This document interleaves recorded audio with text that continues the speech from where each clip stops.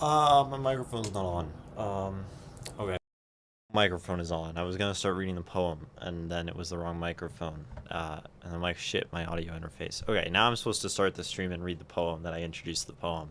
I happen to be standing by Mary Oliver. I don't know where prayers go or what they do. Do cats pray while they sleep, half asleep in the sun? Does the possum pray as it crosses the street? The sunflowers? The old black oak growing older every year? I know I can walk through the world, along the shore or under the trees, with my mind filled with things of little importance in full self attendance, a condition I can't really call being alive. Is prayer a gift or a petition? Does it matter? The sunflowers blaze.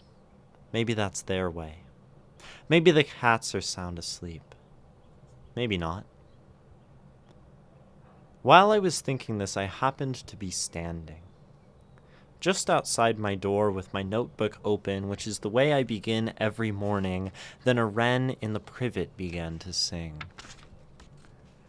He was positively drenched in enthusiasm. I don't know why.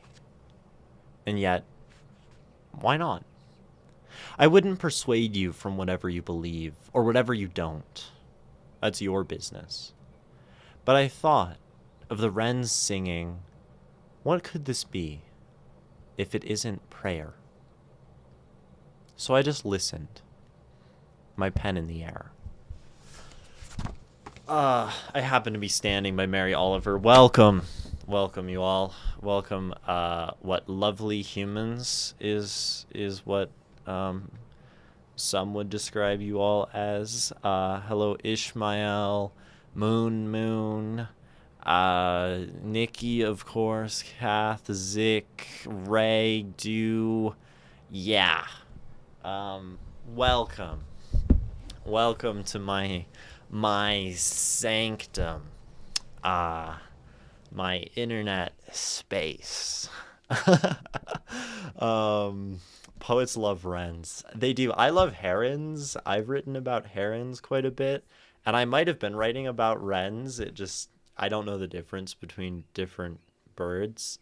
I feel like heron is my serene, 1 foot standing, pointy faced preferred bird.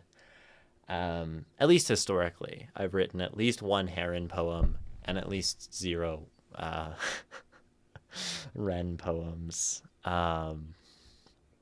Yeah, let us all pray to the computer gods today. I think we'd best not. I'm not sure they receive prayers. I mean, I guess that depends, right? Uh, I but like I mean, I don't know. I guess it just depends on your definition of prayer, right? Mary Oliver has a very fascinating definition of prayer in that poem, right? Um, Sort of whatever is being done, uh, naturally, which I think would maybe make a prayer to the computer gods sort of. I don't know how she would feel about that. Not sure. The computer gods may require a sacrifice. I think the reality is that our world has given many, many sacrifices to the computer gods already. And uh, I'd rather not be giving them more sacrifices.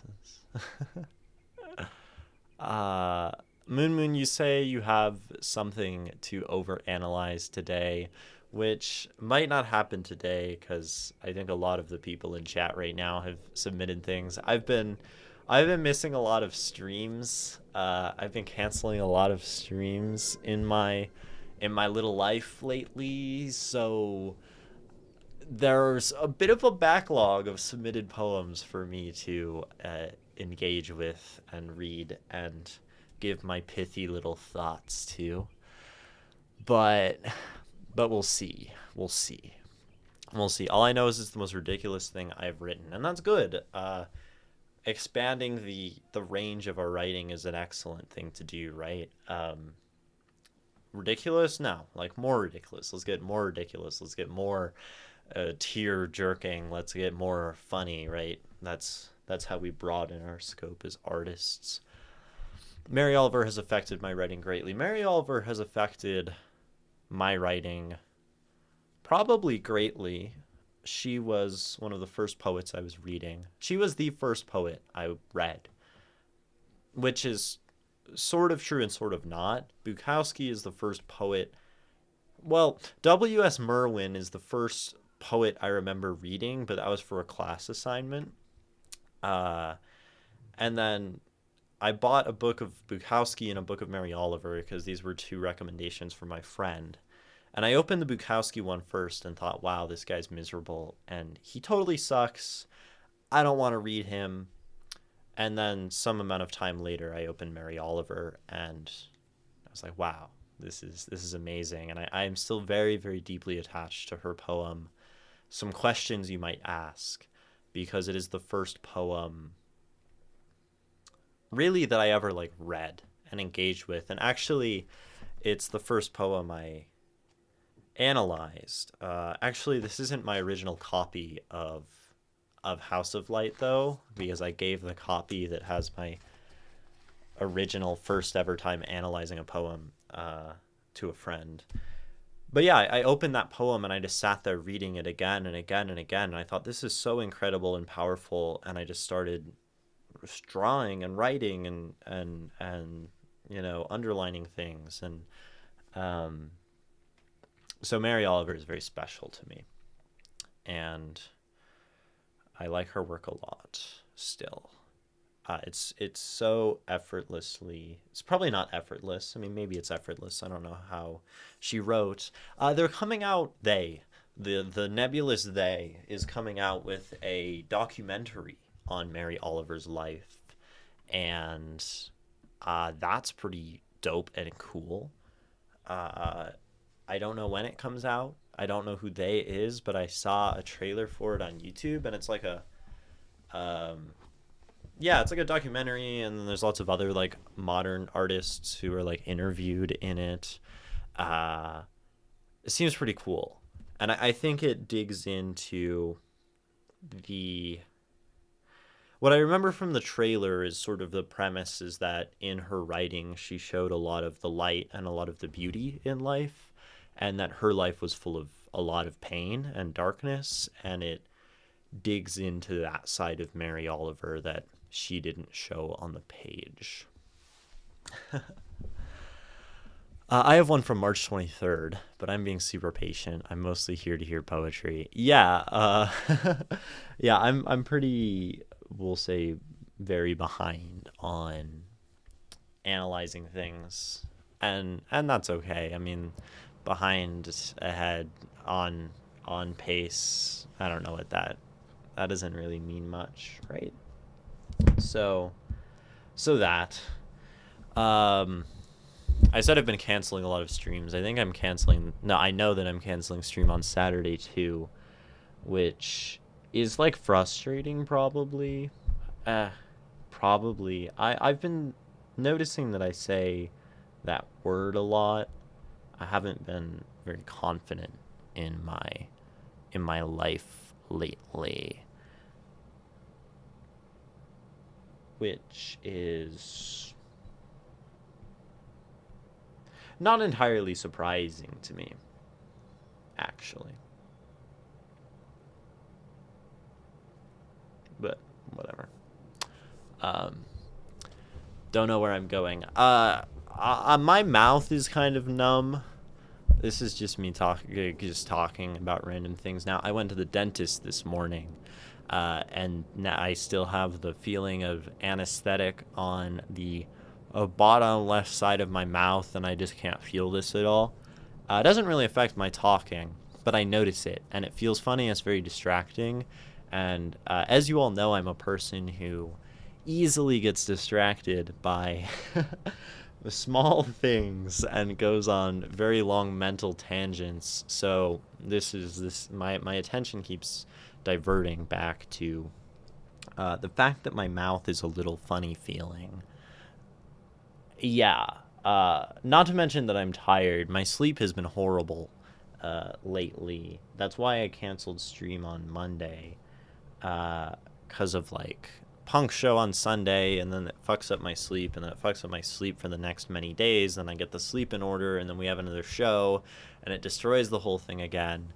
And it's something I'm trying to figure out, trying to manage, and I'm not exactly sure how to make it work or if it's worth making it work. And by that I mean, if being in a punk band is like problematic for my health and sleep and mental and physical everything, then maybe I shouldn't be doing that.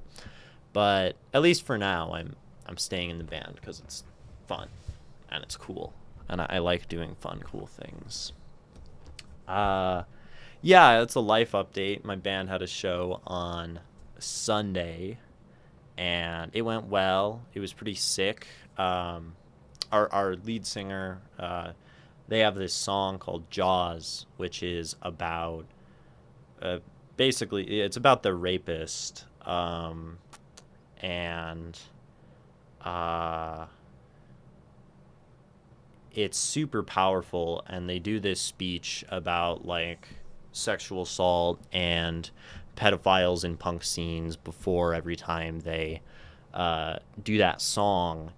And someone came up to them like during our set after they finished singing that song, and they were crying, and gave them this big hug, and it was very cool to it's always really special to be part of an artistic experience that like uh, affects someone and moves them in that way. So that was pretty cool. Of course, the circumstances of that are quite sad, like you say, Ray. Oh, um, but but yeah, I mean that's kind of the beauty of art in many ways, is we can like express these things and help people. Um, that's like this Chupatron song by Synergia, the theme. I am certainly not familiar. The ADHD and dysphoria is strong today. The ADHD, I mean, I don't think I've never been diagnosed with ADHD, but and I don't care about like diagnoses, but my paying attention is a mess today. Uh, and my not paying attention is strong today. Uh, Luckily, I don't really do dysphoria anymore. Sleep Librarian, hope I ain't too late. No one's taking attendance. No one is taking attendance. There's no late. There's no on time. There's no none of that. No none of that in this classroom. So so you're perfectly at the perfect moment. And I started stream before the scheduled stream time. So I certainly can't blame you for showing up at noon, because that's when I say that I start stream, right? Um, but yeah, welcome, Sleepy Librarian. Welcome. You're tardy. You must write me a haiku about wolves. Maybe it's funny. It's funny. It's funny enough that I would almost consider giving people poetry assignments when they're late. But I think maybe only if they self-proclaim that they're late. You know, I know you're teasing. um, like some people show up and they're like, I hope I'm not too late, and that's them creating the construct of lateness in themselves, right? So I won't tell you you're late, but if you think you're late and you want to repent, go ahead and write a poem uh, to even the score or some shit like that. um, yeah, yes, that's life. Dentist, punk show. Yeah, oh, I went to a show. I attended a separate show that was this folk punk show, with one of my favorite artists, everybody is worried about Owen. And then 3 artists who I didn't know. One is a local rapper named Upgrade. He was kind of funny. One is this band from Phoenix called Snailmate, and they played like psychedelic, like the Death Grips kind of rap, like headbanging, weird, very queer. That was super sick. And then there's this guy named Miles Bolin, from where? Phoenix, Arizona. And there's this guy named Miles Bolin who's like a folk punk rapper, and he was cool. He was pretty decent. So life's been good. I've not been writing, like, basically at all. I've not been. I've been struggling to tap into like the ability to express the things inside of me. Which is, you know, fine, I guess. Like it's whatever. I don't. Words. Yeah, I mean, sometimes I'd like to be writing, and there are some things that happen in my life that I'm like, I could write about this. I'm like, oh, I actually just can't write about this right now. So I'm trying to navigate that. I meditated this morning. I think that is maybe helpful, right? To be like sensitive of one's own presence, kind of stuff. The moment, great for expression. I've switched my journaling from text to audio, so I'm like recording myself journaling kind of at periods during the day, and that's very nice. It makes me feel, no less or more insane than live streaming on the internet, which, is kind of an insane thing to do, like really strange. But that's been cool. I think the voice is much more expressive than the pen, I've realized, at least right now. Maybe that changes, right, for each person at different times. And right now I think the voice is more expressive, which maybe it's been making me kind of want to write like spoken word, which is not historically what I do, but it's just been on like the brain to spoken word poetry it up. But I haven't actually written anything either way, so there's that. Whose poetry am I reading? Is a great question for me. We read Elias's, we read Aegis's. Those were like the last things we read. We read Numb, Circular Logic. So we have Kale Factory by Do. We have Sleepy Librarian's Breath, right? Wait, did we do Breath? No, we didn't do Breath. We've not read this yet. It doesn't look like we've read that. I don't recognize it. And then there's Nikki's Teaching You to Capture the Moon. Are you around for the duration of stream? Did stream crash? Dude, that's fucked up. That's so fucked up, man.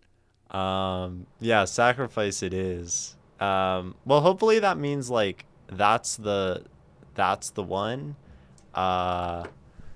It's back. Reload.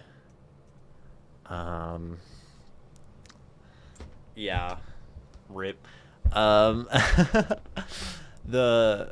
I think when stream dies,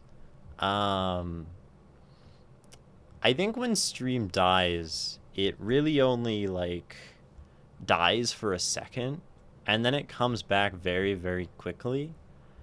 And I think if stream like completely dies, y'all should just reload, because it will like undie very quickly, it seems. Because like I reload the page as soon as it dies, and then stream comes back, and I'm like, okay, like it's already like clock's ticking. It says stream started again. So yeah, when stream dies, just immediately reload, and it usually is back very quickly.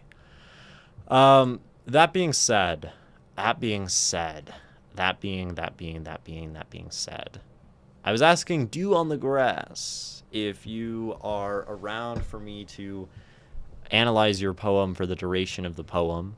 And if not, then, because I know you go to work because you're cool and employed, then we would be reading Sleepy Librarian's poem. Uh, all of these are options. But yeah, that depends on what y'all are doing. Y'all said lots of things in chat that I just didn't read. Nikki, something about writing an ottava rima about the moon, which I don't know really what that is. But I think you explained it later. A, B, A, B, A, B, C, C. Iambic pentameter with an epic feat. That's kind of cool. Concepts, nothing sticking. Yup, I feel it. You don't like hearing your own voice. I think that's totally reasonable and fair. You said welcome back. It took you that long? I think for people coming back after stream crashing, I think y'all just gotta reload, like, immediately. And then, like, it should come back pretty quickly. Like, when stream crashes, this is public servants announcement repeated. It seems like it drops and then it completely dies, but then it comes back immediately, like, based on, like, what I see on my screen. Like, it goes back into the green very quickly. So I would suggest that y'all, do whatever, clear the cache or reload, and then it sort of returns, right? Mine is published today, probably some time until we get to that. Yeah, Ishmael, it will be. Okay, so are you around so we can read your poem, your Kale poem? Or are you off to work fairly quickly? That will determine whether we read your poem or the Sleepy Librarian's poem today on this beautiful Wednesday early afternoon now or whatever. Otherwise it keeps grabbing for old stream. I see. That makes sense. Yeah, we'll read. That's what's happening. On Wednesdays I'm gone for the first hour. So you're going to be gone soon, so we'll not read your poem first, which means we're getting new blood. New blood on stream. New blood. Breath by Sleepy Librarian is what we will be reading, which is very, very exciting. And it is, as it says on the Discord thing, first submission, please be kind. And we will be kind. Y'all will be kind. Oh fuck, I didn't think it would be this soon. If you don't want me to read it yet, I can wait. But if I don't read it, it's just gonna sit there and be on your mind for all of eternity until we read it. You don't feel kind today, Leon? That's messed up. You don't feel Y'all are so intimidating. Let's rip the bandage. Okay. Awesome. That's beautiful. Rip the bandage so all the new blood can go pouring out as we sacrifice you to the machine gods. We're sacrificing. Okay, guys, welcome to stream. All that preamble was a lie. Today we are sacrificing the Sleepy Librarian to the machine gods. So we are going to be taking his poetry. Is it he? Kind of assumed your pronoun there. We're going to be taking this poetry, trying to understand it, to sap the emotional energy from it, and then feed it to Peter Thiel, so that we can create a greater future and techno capital paradise. That is the plan for today. Yeah, you're a guy. Okay, dope. Yeah, that's the plan. Today we go full on Aztec mode. Yeah, basically. First, I don't like that your poem uses the letter E or A. It feels too conventional. Go write us a poem, Leon, that doesn't use the letter E. Actually, your username is kind of conventional. It uses E and A. I don't think I like that. We're gonna have to ban you. Ban yourself. You're a mod. You can probably do that. Yeah. Welcome, Brian. Hello. It's gonna be like the scene from Indiana Jones where they open the Ark. Yeah, basically.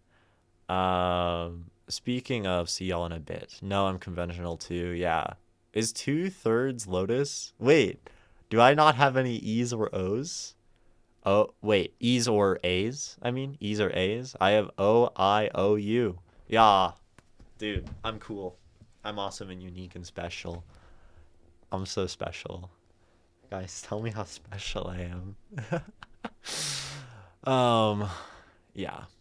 I'm gonna be quiet a bit and lurky. Working on a short story. Awesome. Work on your short story.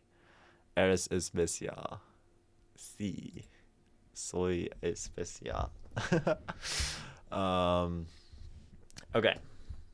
Okay, we have a poem.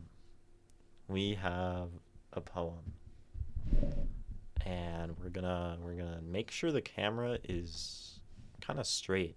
Oh, guys, I didn't get a new chair. I'm just using a different chair. As you can see, I'm no longer sitting on the big wooden spinning chair that I kind of complain about often. I'm now sitting on a piano bench. It's kind of unstable and not great. Feels kind of flimsy, but it means I can sit weird like much more easily, right? I can have like my knees up here and stuff like this. I much prefer to sit like a freak generally. But I do. In before it snaps. Yeah, everything breaks on this stream, so I wouldn't be surprised. But I can even like sit in at least like half lotus on this, feeling stable. And this is nice. I've been doing a lot of sitting on my floor in like kneeling or yeah, I've been kneeling a lot or like squatting in like weird ways. It's kind of nice to like sit weird. I'm a big fan. Okay. Okay.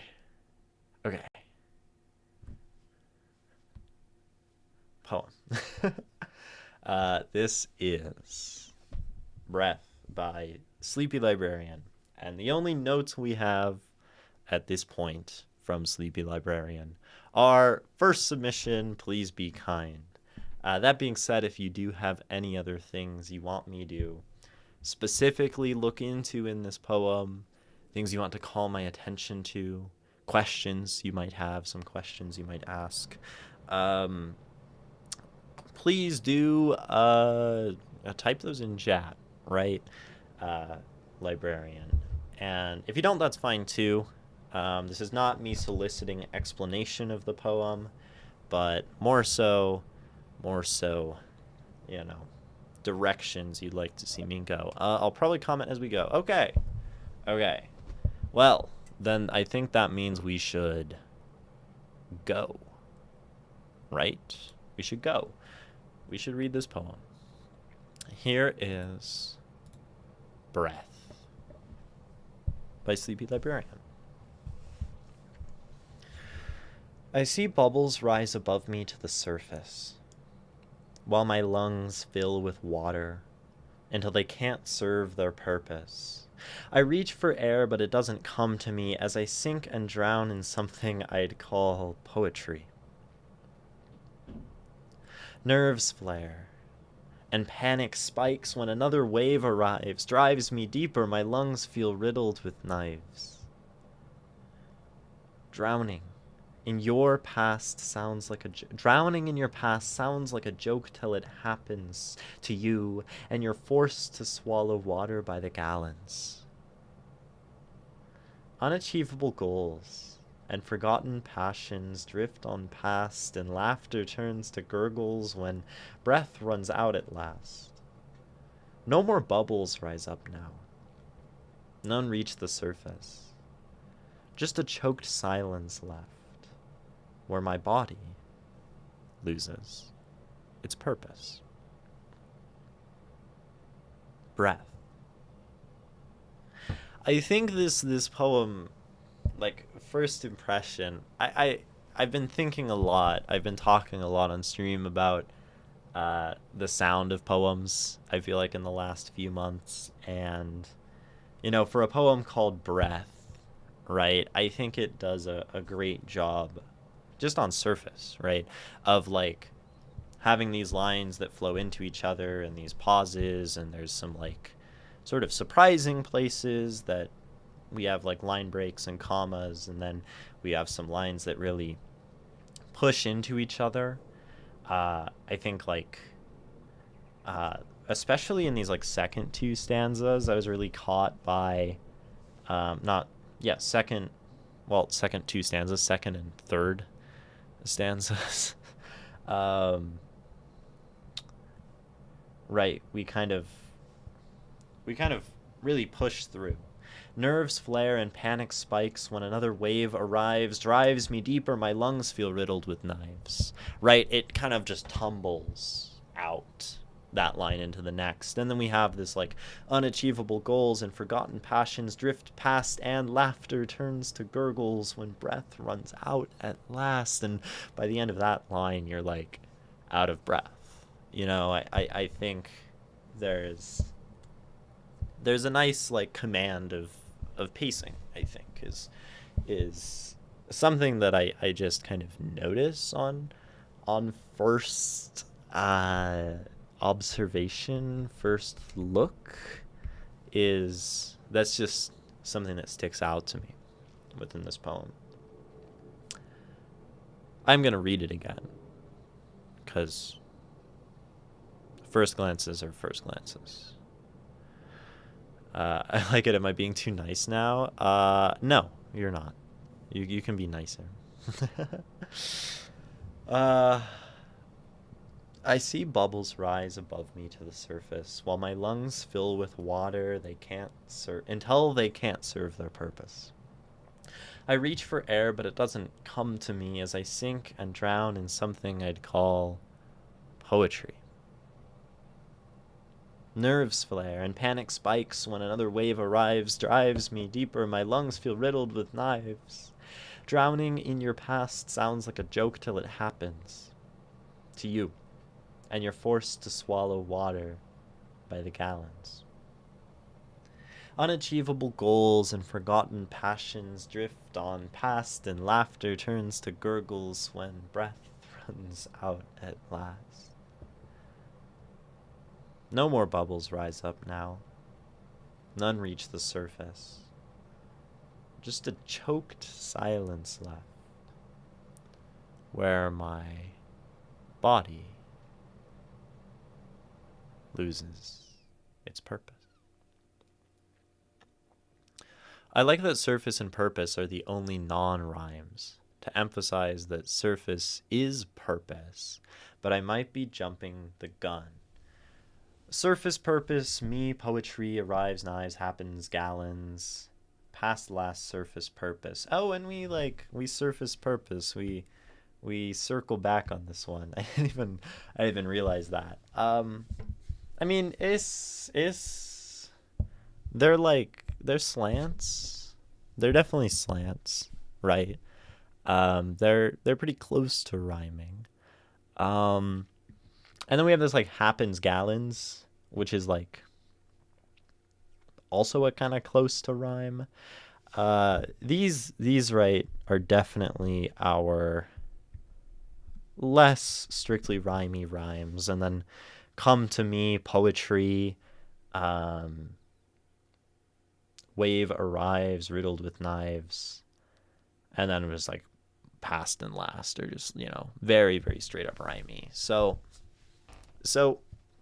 um, yeah, that is something uh, of note. And you say to emphasize that surface is purpose. I think that's quite beautiful, Leon. Um, that because we do have this fact in writing that when we rhyme things, we kind of connect them. They become linked by a literary technique, and any time we use a literary technique, be it alliteration, right, drives me deeper, um, or a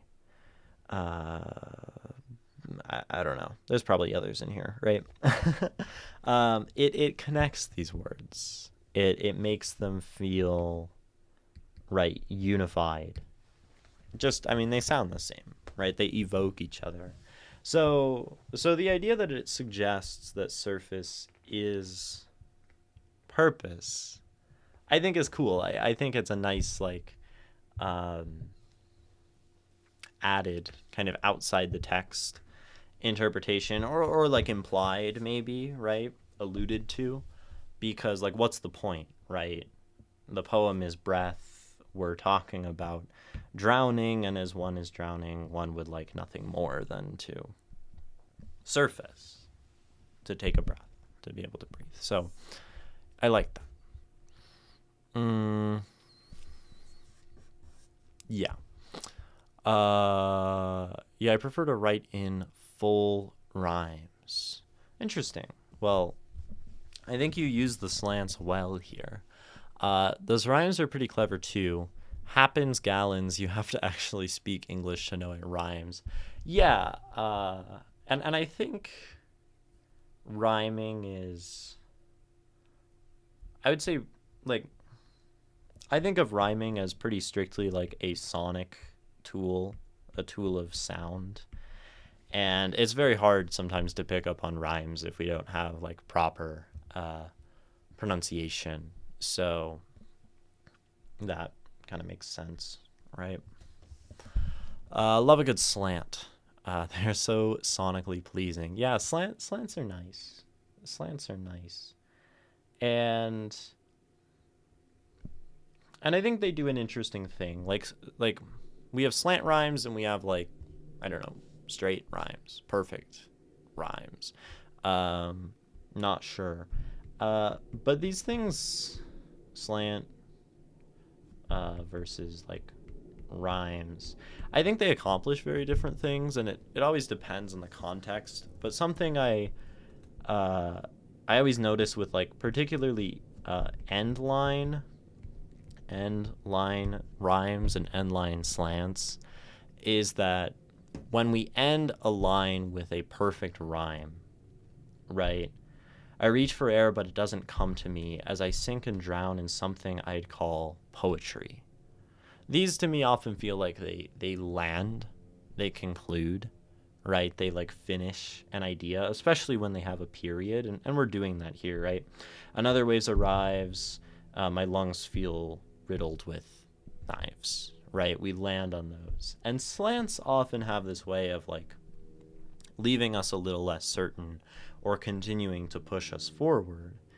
And I like, right? I see bubbles rise above me to the surface while my lungs fill with water until they can't serve their purpose. And we have a comma, right? We're kind of implying more forward motion here to push through. And I mean, if we're drowning, I think this makes sense, right? This is sort of panicked, lungs filling with water. Um, Certainly not something. pleasant. Um, and then interestingly, right, no more bubbles rise now, none reach the surface, just a choked silence left where my body loses its purpose. And it leaves us just a little uncomfortable, maybe, right? It doesn't fully like land and conclude at the end, which is interesting because it's sort of this like death, right? You know, no more bubbles, choked silence, body losing its purpose.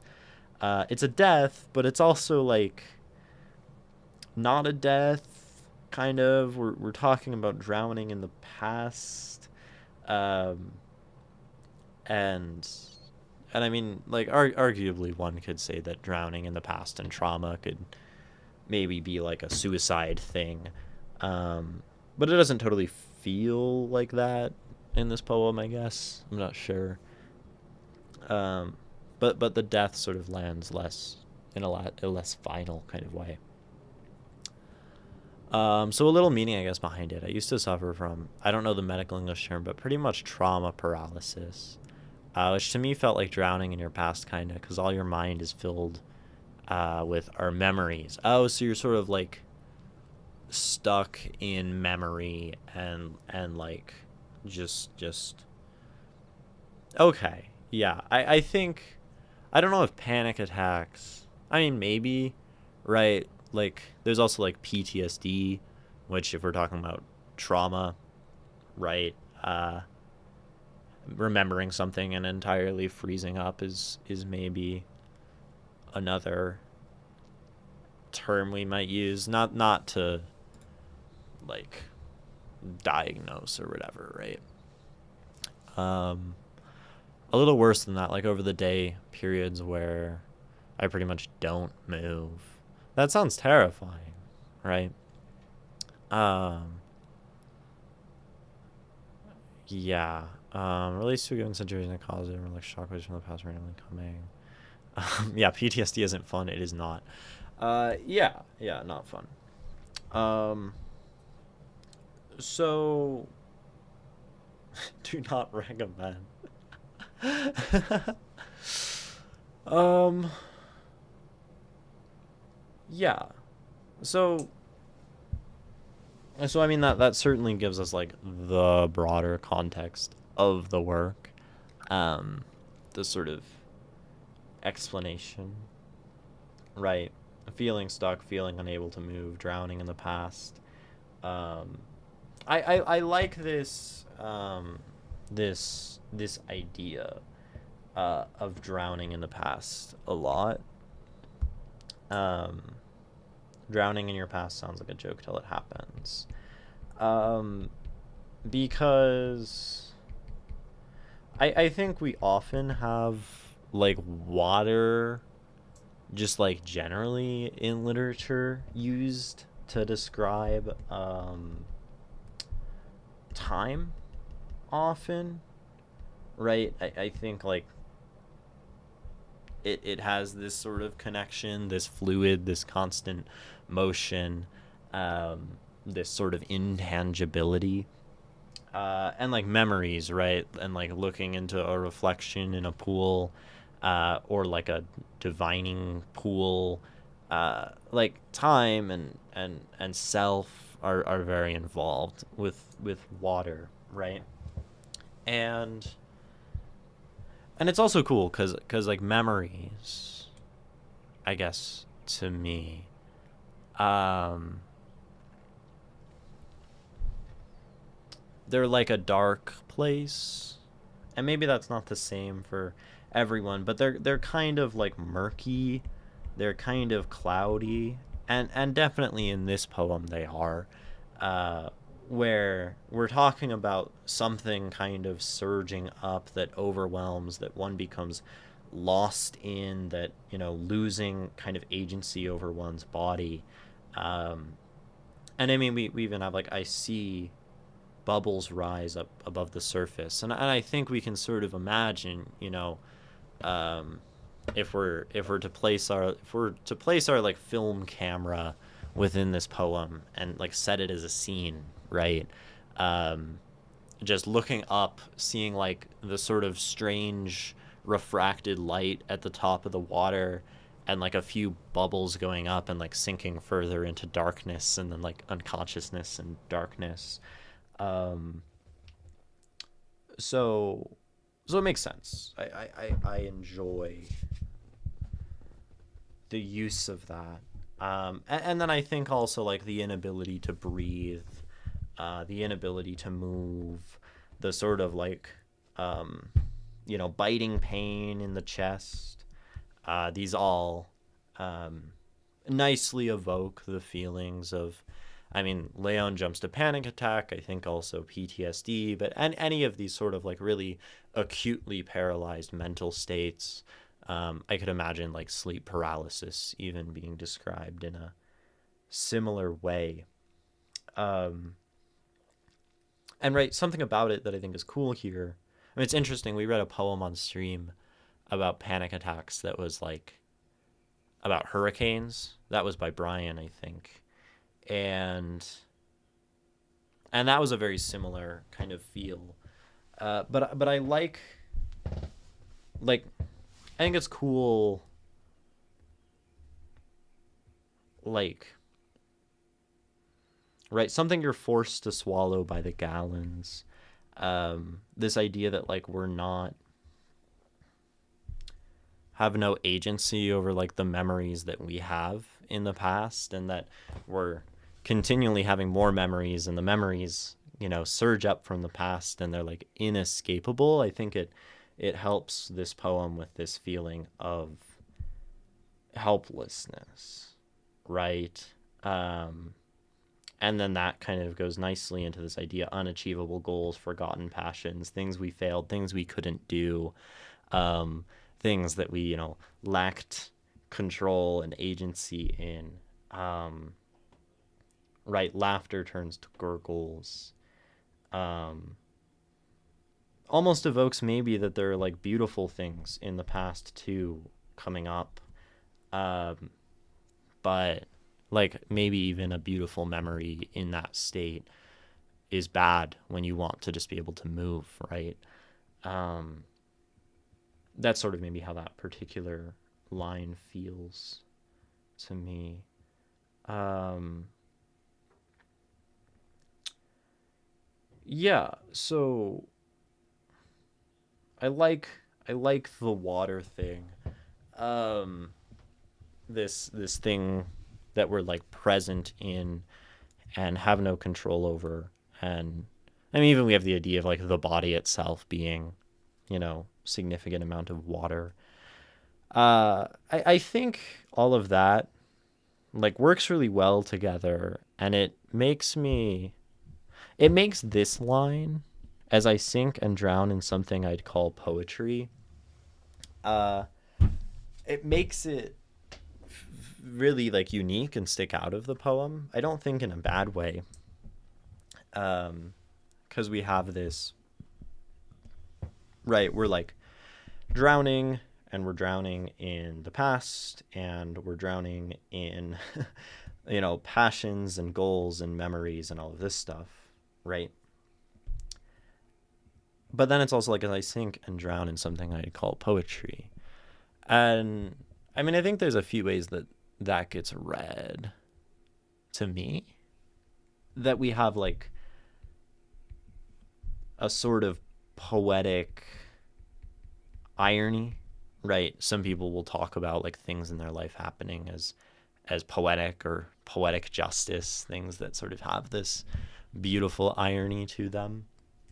Uh, and I think that that maybe fits in with this sort of like sounds like a joke, laughter turns to gurgles, this sort of nonsensical um, idea of drowning in your own memories, drowning in yourself.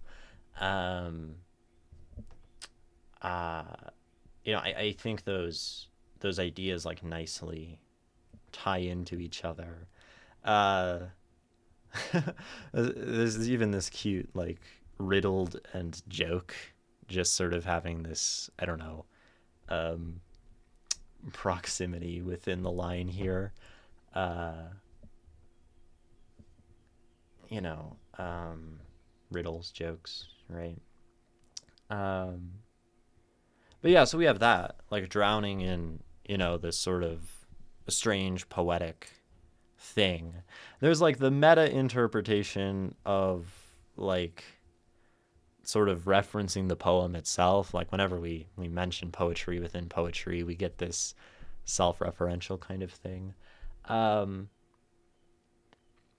but also like, I don't know, drown in something I'd call poetry.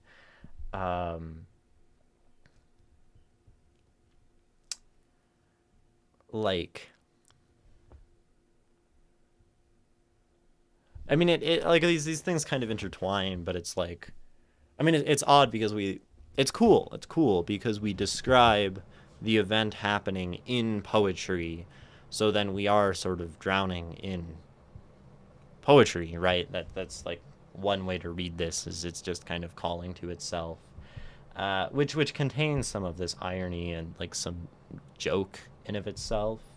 But then there's also the idea that like poetry is, our experiences and our past and like the good and the bad and the trauma and the whatever. And, in some capacity, that means like the thing that one is drowning in with the author being a poet is kind of the source and the fuel for all of the poetry. And that's cool. So there's like, arguably sort of like triple meaning happening there.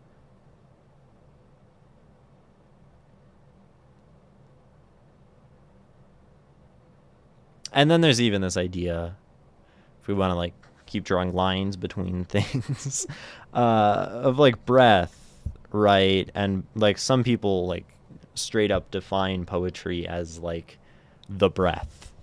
That was a whole movement of poets. And so the idea, I think the fact that we like call to poetry in a poem about memories, in a poem about the breath, in a poem about agency and like, agency as it connects maybe to expression.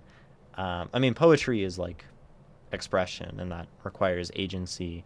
So it ties, they connect nicely. All of these, I guess maybe all of these ideas, the water, the poetry, the memories, the breath, there's like maybe a lot of metaphors going on, right? A lot of metaphors going on, but at the same time they occupy the same sort of metaphorical space, right?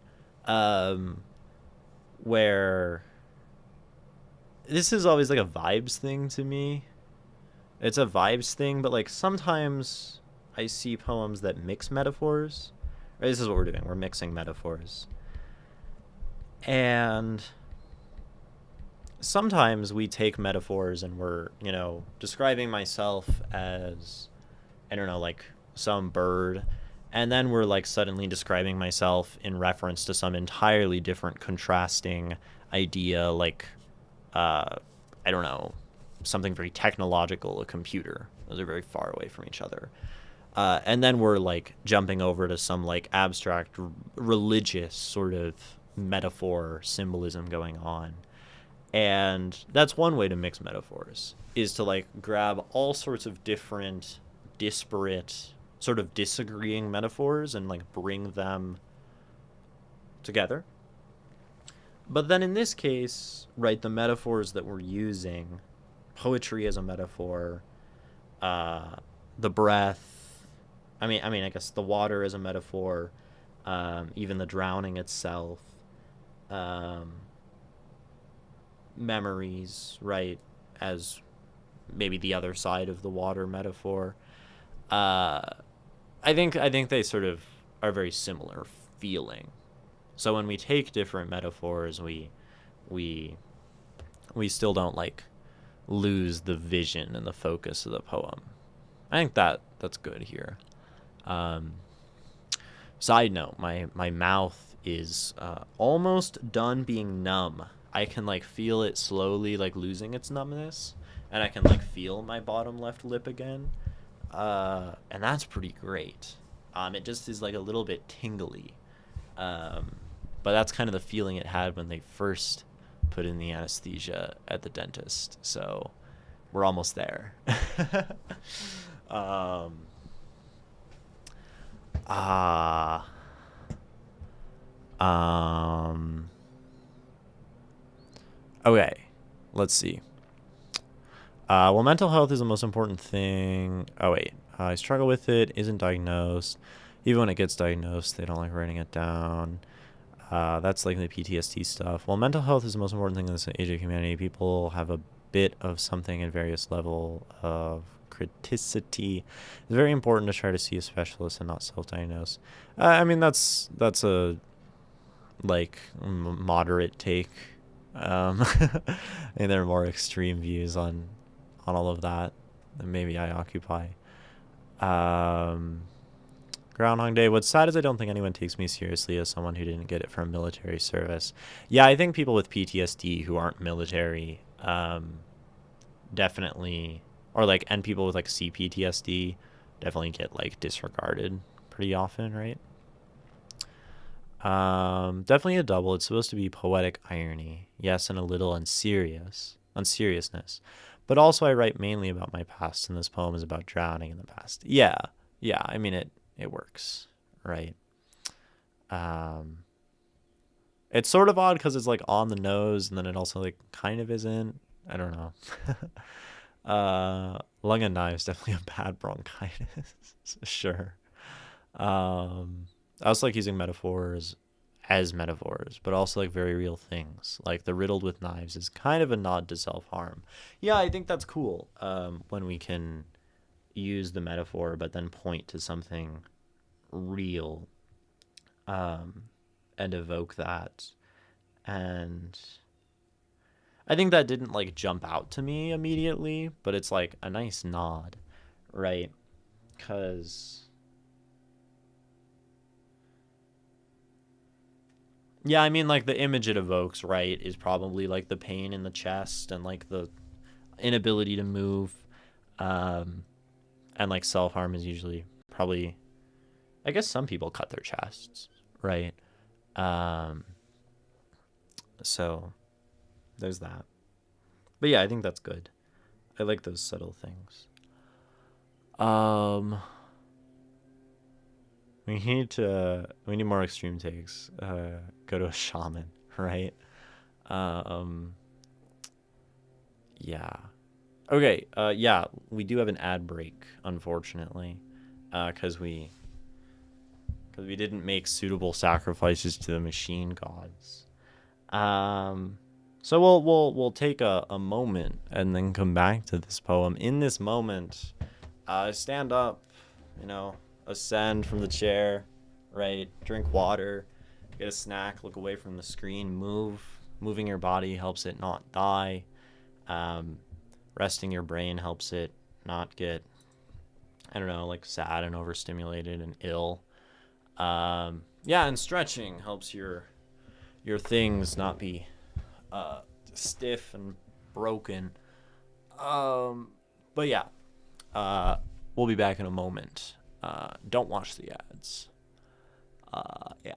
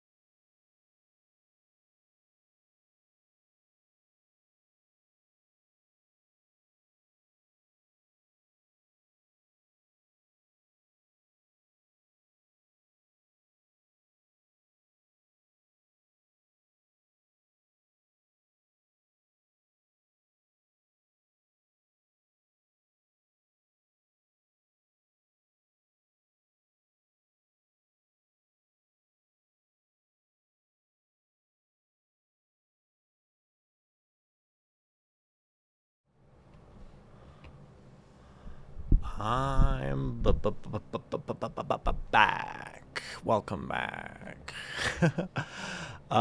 So far, it's a lot easier on my anxiety than I thought. I get panic attacks from posting shit on Insta, but so far, I'm doing good. Ha ha ah. Yeah, I think that yeah, I mean, because you know your audience, right? Like Leon says, I think yeah, posting like vulnerable things just like on the internet for like the algorithm to have its way with is like deeply troubling. um and like it's such a impersonal method of like this sort of like evaluatory feedback where you like post a thing on the internet and then like sometimes TikTok is like, "Oh, we liked that." I mean, you have no idea why. And it does well, and then like sometimes it just doesn't. Sometimes the algorithm just eats it. Um, and and like even when you do that, right, you're not getting like real engagement. You're getting like online engagement, which is like likes and comments at best, right? And like it I don't know, it always feels very kind of like unhealthy to me. um yeah, I don't know. But yeah, like sharing something with someone, I mean, like I can't sort of deny that y'all in some capacity like know me, right, in a sort of a strange digital way. But like you're sort of familiar with how I act and how I speak and how I respond to poems, and you don't know me as like a face-to-face person individual, but you can expect, right, like like what I do, and like there are hundreds of like videos and vods of like what I do, right, and you've like seen it with your own eyes, so that probably makes some amount of sense, right? I will also say that, yeah, this is a very vulnerable thing. So, like, one, thank you for sharing the poem. But also, if it ever does get to be like, oh my God, anxiety, like, please stop, um, say that, please. I implore you to anyone if I'm reading your poem and it's just like, um, and you're not feeling it, right? Like, tell me to stop. I think I might add like I was thinking about this during the break. Um, that I should add maybe a single channel point redeem, right? In the way that I have like like the 10 channel point like slow down, say that again. Um, that is a redeem, right? So you don't have to like type it out. And just be like, hey, can we stop? You know, I think that would be a good um, a good thing to do, right? Because also at that point, if someone's like, oh my God, this is like, I don't want this, it can be hard to like type that in chat. So maybe like a single point button that just is like abort, fucking like stop doing the thing, get this off the screen, streamer. I think that might be a good like safety tool to have on stream, and I care about that, right? I care about y'all feeling safe to send things to me because like otherwise that's kind of messed up, right? I do Insta as a mental exercise just to get better at sharing, and I think that's good, right? To overcome fears is a good thing, and to like hit the anxiety with a sword is nice sometimes. I had a post breach containment on Threads yesterday and seriously considered deleting the app. Got like 50 new followers. Absolute chaos. Yeah, yeah. I mean, like, I feel like if I had like two people follow my account, I'd delete the app. Um, Yeah, I mean uh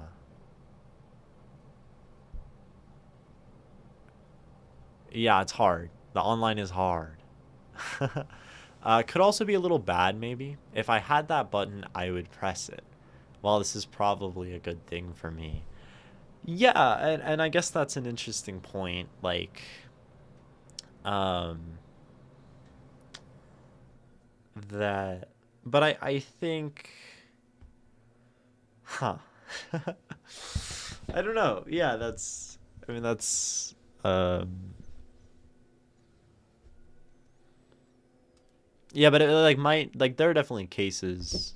There's been like one case on stream where it was like, yeah, like needs to stop, you know, and from like the viewer. Um, and I think having the button in that case would just be like an easier way to like directly communicate that. Um, Obviously, it wouldn't be, uh, well, it would be encouraged to use it. Hopefully, it wouldn't have to happen too much, just because it kind of breaks the flow of things. But it's better to break the flow of things than for someone to feel unsafe. Um, that's right. Like, and I think that's the point of the button, right? It's like I feel unsafe with this in a way that I don't tolerate. And I think if you like, I mean, I'd have to trust that if you really were like deeply uncomfortable with me reading your poem right now, you would tell me. Um, deeply uncomfortable in a way that is not tolerable. Um, and that's sort of where I see the button, because yeah, this is an uncomfortable experience. Just like going on an open mic is an uncomfortable experience especially for the first time. And again, like massive props to you. The first time is scary. Um, but like we like some discomfort is assumed. Uh yeah. Hi, Callie. You have the NASA badge. That's pretty cool. Uh, I don't. Um, yeah. I gotta say, as much as I feel bad for all of what you say, I cannot relate to most of it. Fair enough. I read it as lasagna badge, lasagna. um, was that from like? I'm guessing they streamed the Artemis launch stuff, and if you watched on Twitch, you got the badge. I think that's cool. I think it's sort of like awkward to be like going and doing space stuff, um, like concurrently with the Iran war stuff. You know, it sort of strikes me as like troubling. Um, Maybe it's just like bad timing, because I think the space stuff is really cool, right? The space stuff of like we're going taking pictures of the back of the moon. That's super dope. Um, but it's just like not exactly an accomplishment I'm interested in celebrating as an American. Um, while America is like done by an American agency, American government, right? Anyway, I guess we can get back to the poem. I guess I know. Um, we'll read it again. And I don't know what I'm going to talk about, but maybe I'll notice things that I do want to talk about. And that will be kind of what happens, right? um, Breath by Sleepy Librarian. I see bubbles rise above me to the surface, while my lungs fill with water until they can't serve their purpose. I reach for air, but it doesn't come to me as I sink and drown in something I'd call poetry. Nerves flare, and panic spikes when another wave arrives, drives me deeper. My lungs feel riddled with knives. Drowning in your past sounds like a joke till it happens. To you. And you're forced to swallow water by the gallons. Unachievable goals and forgotten passions drift past, and laughter turns to gurgles when breath runs out at last. No more bubbles rise up now, none reach the surface, just a choked silence left, where my body loses its purpose. Yeah, don't worry. I don't think my work is as in-depth as other work, so I'm fine if you're done with it. Haha, I wasn't even expecting to reach like 10 minutes. No, I actually think you're... Where would I put your poem on the depth scale? Um, not that I be doing this. I've definitely analyzed less in-depth poems for at least this amount of time. But I think this poem does have like cool things going on, right? I love nerves flare and panic spikes when another wave arrives, drives me deeper, my lungs feel riddled with knives. Right? Like you do like an excellent sound thing, and you're using these really like strong verbs. Like I really like this part of the poem. Flare, spikes, arrives, drives, right, and then like feel. And this is pretty dope because like every one of like the verbs in this part is like connected sonically, where we're doing like spikes, arrives, drives, and then like flare and feel. And like this feels incredibly like well crafted, this line, right? Nerves flare and panic spikes when another wave arrives, drives me deeper, my lungs feel riddled with knives. Right? Like that's a great couplet. That's a great breath. I really enjoy that.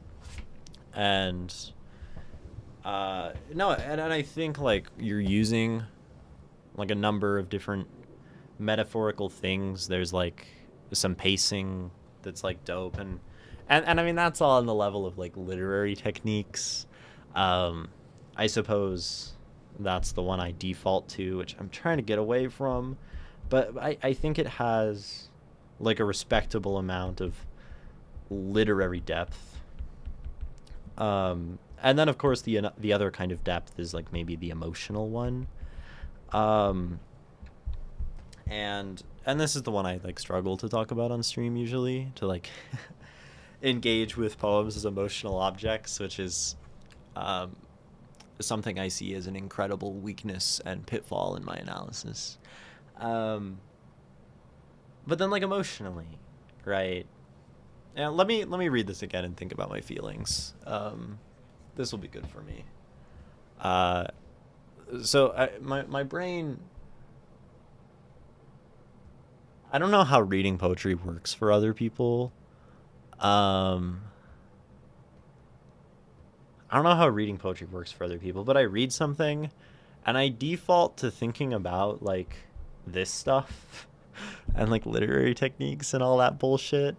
And I have to very intentionally like push my mind into a space where I'm like, let me read this and try to feel and try to like do empathy. And I think that's why y'all see it so rarely on stream. It definitely came out with one of Nikki's poems. It came out in one of Kathzik's poems, I think. Came out with Sharon Olds. But like it doesn't always happen, and I think this is usually the more valuable one to talk about. So I'm gonna read this again. I think feelings. But actually, you said a comment. Wait. I'm pretty interested in that because this is pretty much all unintentional. Because I write by ear. I speak it out and think that sounds good.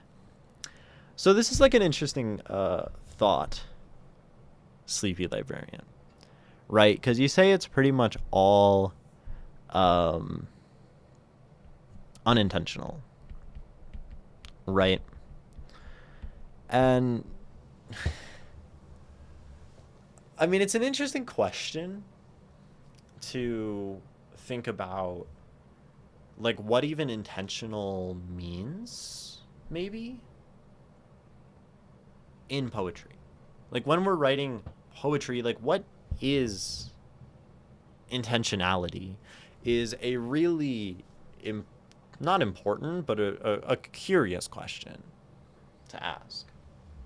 Because your process for writing in some capacity sounds somewhat intentional in an intuitive way. See, like, I don't talk to people enough about how they go about writing poetry, and I think this is something I would love to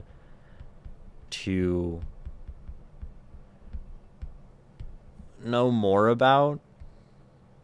But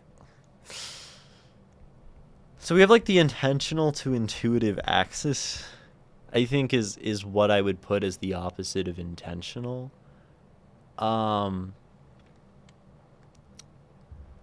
But I think these actually might kind of like horseshoe into each other, and they might be the same thing. And what I mean by that is that what intuitive writing is, by my definition of intuitive here, is to like write it down and to just be in the moment of writing and writing like whatever sounds good, right? My hair is in the camera. Right. But the thing is that when we are writing what sounds good, where does sounds good come from? Right? Where does this impulse in our brain come from to know what sounds good and what sounds bad? Because I think everyone has this impulse, this intuitive impulse when we're writing to say like, this sounds good, this sounds bad, this totally doesn't work, this is awful, this is trite, this one just rips, like whatever, right? I think we do this, and people like know how to do this.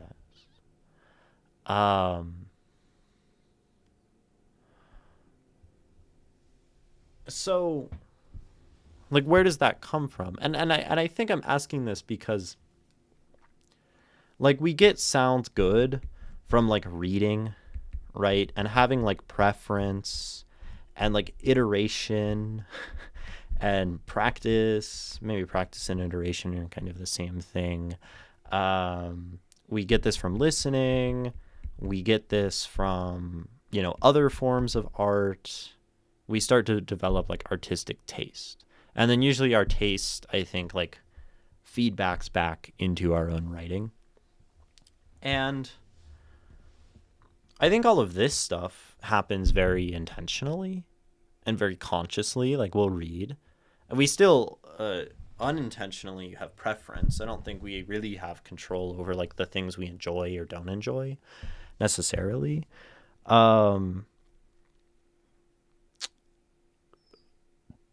But like we develop this sort of like idea of taste in art.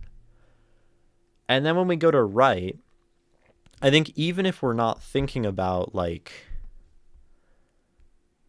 I don't know, I'm going to put this metaphor here, or I'm going to do this rhyme, or I'm going to do that assonant thing, that slant, right? We've developed like some subconscious understanding through like intentional actions to go and then like subconsciously create something that then looks intentional, right? But it's all just in the moment. I don't do it intentionally. My mind does it. Yeah, but I think like it probably emerges from intention, the way you live your life. I don't know. And I actually also wonder if anybody writes like this. I know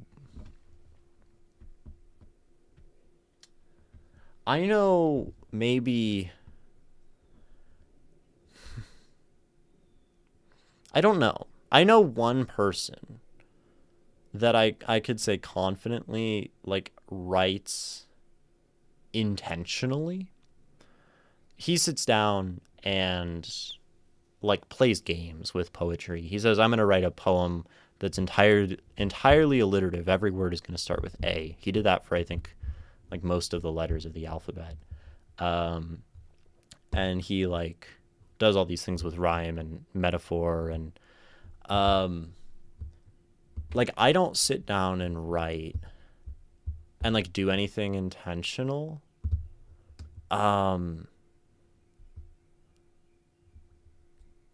Right. Rappers do that, trying to find doubles and triples. Right. Um,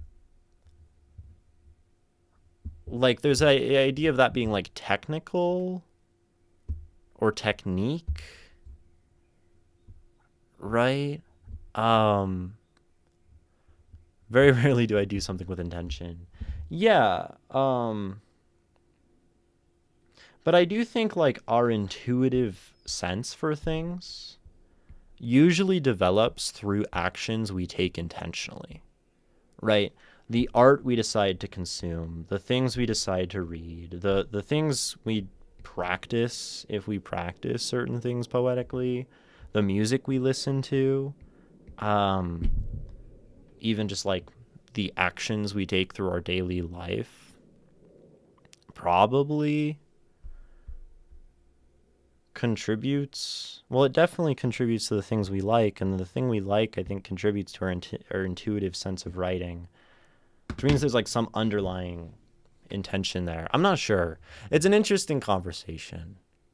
I think maybe topics are not intentional, but the techniques we use are. I think it's different for everyone else.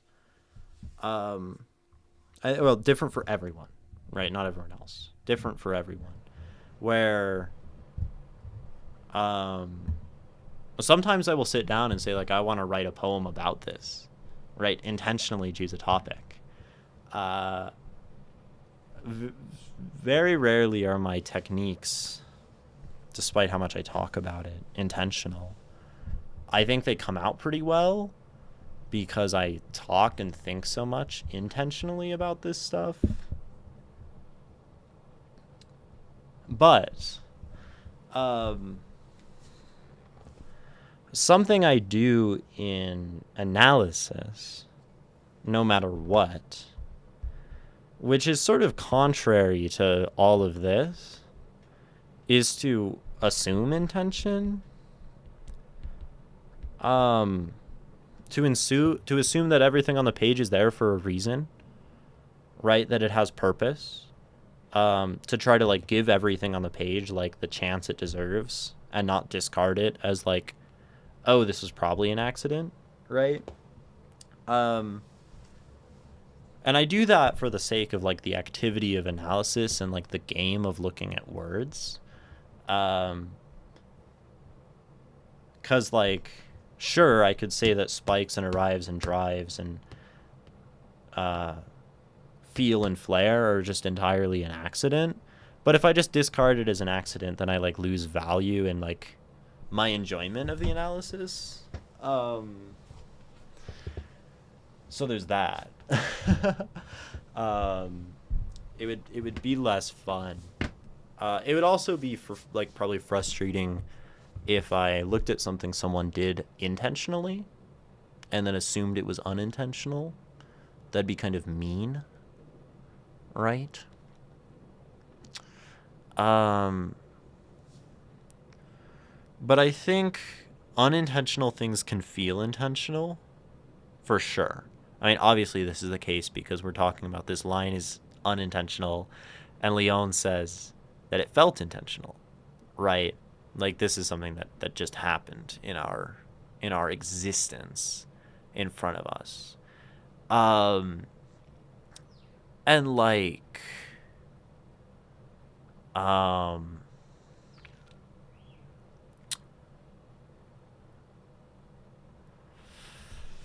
I don't know how that happens.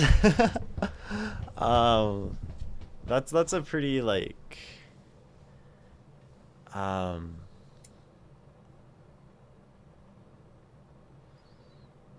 also like what makes something feel intentional is different for everyone else. And what makes something like seem unintentional feels different for everyone else. And you know what's intentional and unintentional, which like skews your perspective. And man, I don't know. It's yeah,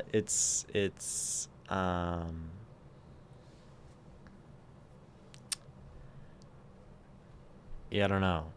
I have a poem which is called The Devil's Whispers, where every line, first letter, and each 4-sentence stanza spells out lies.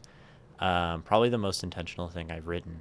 Yeah, I have a friend who wrote a poem called Worth, where they have like an entire W section and then an O section and an R section, a T section, an H section, and then they have these like lines that are a W word, an O word, an R word, a T word, and an H word, like that start with those letters. So it's like constantly sort of whatever those are called, acrostic. I have a friend, a slam poet, who did like a whole A to Z poem about like gun violence. Like some people do it very intentionally. But those are like also like so obviously intentional, right? With a poem like this, you have this question of like, is the flare spikes arrives drives feel thing, intentionally done by the poet or not? And I think those are like very ambiguous. And so I just assume, I guess. I don't know.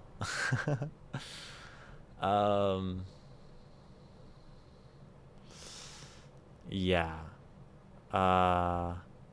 You can have the most intentionally technical poem ever. Doesn't mean it's good. Like what happened with Gongora. His poems were so over the top. His colleagues were like, dude, this poem is about nothing. It's all form. Yeah, I think that's a critique I have of one of my friend's art. And he basically like codes puzzles into his writing and like ciphers and all of this like wordplay, and the only thing like everything else becomes lost in the technical. And I think about like Mary Oliver, right, who is entirely non-technical and so revered because it's accessible. I think I prefer that, right? So like technical doesn't have to, and technical can happen accidentally, right? And maybe that's, I mean, like Leon said it was mature, right? Was the other adjective that Leon used to describe this poem. And I wonder if that's sort of a way to describe maturity in writing, is to not be trying to force this kind of over-the-top things. I don't know. The poem I submitted yesterday was full on intention, every bit. Neat. Well, we'll have to read it. We'll read it at some point, right? Oh, that was the one that's like talking about like Whitman and Cummings. I saw that on your Instagram. It has the whole like author, like as like the editor's note, parentheses, the brackets. That one looked cool. I think that one, yeah. I've been told I'm very mature for my age. I think I get told that, but I think that's just the autism. I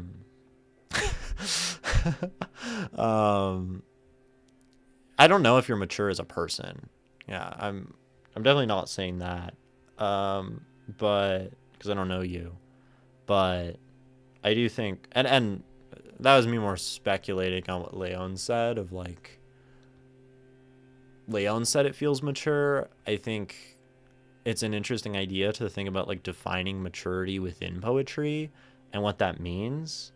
I personally think that maturity probably is something you observe within like a body of work.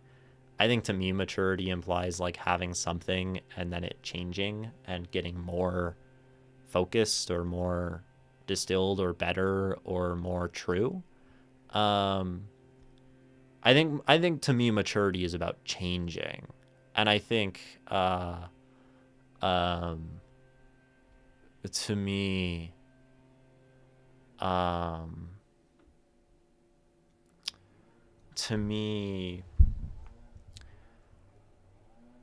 right, like when like to me people seem mature when they like apologize for the things they've done wrong, when they like acknowledge the faults they had in the past, you know, um that kind of thing. um I feel like someone being like quiet is not mature, or someone being like controlled or poised, like I think people tell young people that they seem mature when they're like well adjusted or something. I don't know. Or they like seem like it, or they're polite. I feel like it's usually just when they're polite. Like, oh, you're so mature for your age because you're like not like being a bitchy child. I don't know. There's a whole lot of actually like many layers to what you said. um anyway, blah blah blah blah blah blah blah blah. Very anti-traditionalism. Think of it like this. Oh wait, you said something. Nick, where was? Oh, I think you said it later. I think of this. I think of it like this. You solve a math problem. You know how to do it, but then someone comes and tells you, "Oh, you used X formula," or "Oh, that's X theorem." Yeah, that's not very artistic. And if someone can tell that you followed a set of parameters, then that's, I mean, if I looked at a piece of art and said, like, this is a person trying to write a sonnet in the style of this other person, this looks like an exercise, right? I wouldn't find that immensely compelling. It could be, right? I like the performance aspect of it, like overly technical stuff. For instance, I like Eminem lyrics and how it's built. Yeah, they're impressive. And in music, I think music desires to like capture the ear, and technical stuff is very good for that. I did a reverse golden shovel, which is similar to an acrostic but uses words from a phrase instead. Golden shovel ends with a line with a word from a phrase. Reverse starts each line with a word from the page. That word was struggle. That sounds like a lot going on. Sounds cool. Mature is counterintuitive. Yeah. Okay, the post I breached containment was talking about writers forget even the poets, revere broke tradition. Yeah. I mean, it's sort of funny how like poems all look the same. It's weird. Not considered mature. I'm very lazy and shit. Same. I'm super lazy and shit. And then people tell me on stream that I seem mature. They're like, "Wow, you're so mature for your age. I thought you would have been older." And I'm like, "No." And I'm such a fool and such a mess. I feel someone saying to a kid he's mature for his age is probably mostly himself immature for saying that. Well, I mean, it's like a dumb thing to say, right? Um, uh, like it's like what is that? I don't know. Like, yeah, I just think it's dumb. Oh, I definitely had a comment because all my poems are 3 stanzas, 4 lines each, so it all looks the same. It's mostly because I like the structure. I mean, if you like the structure, keep writing like that.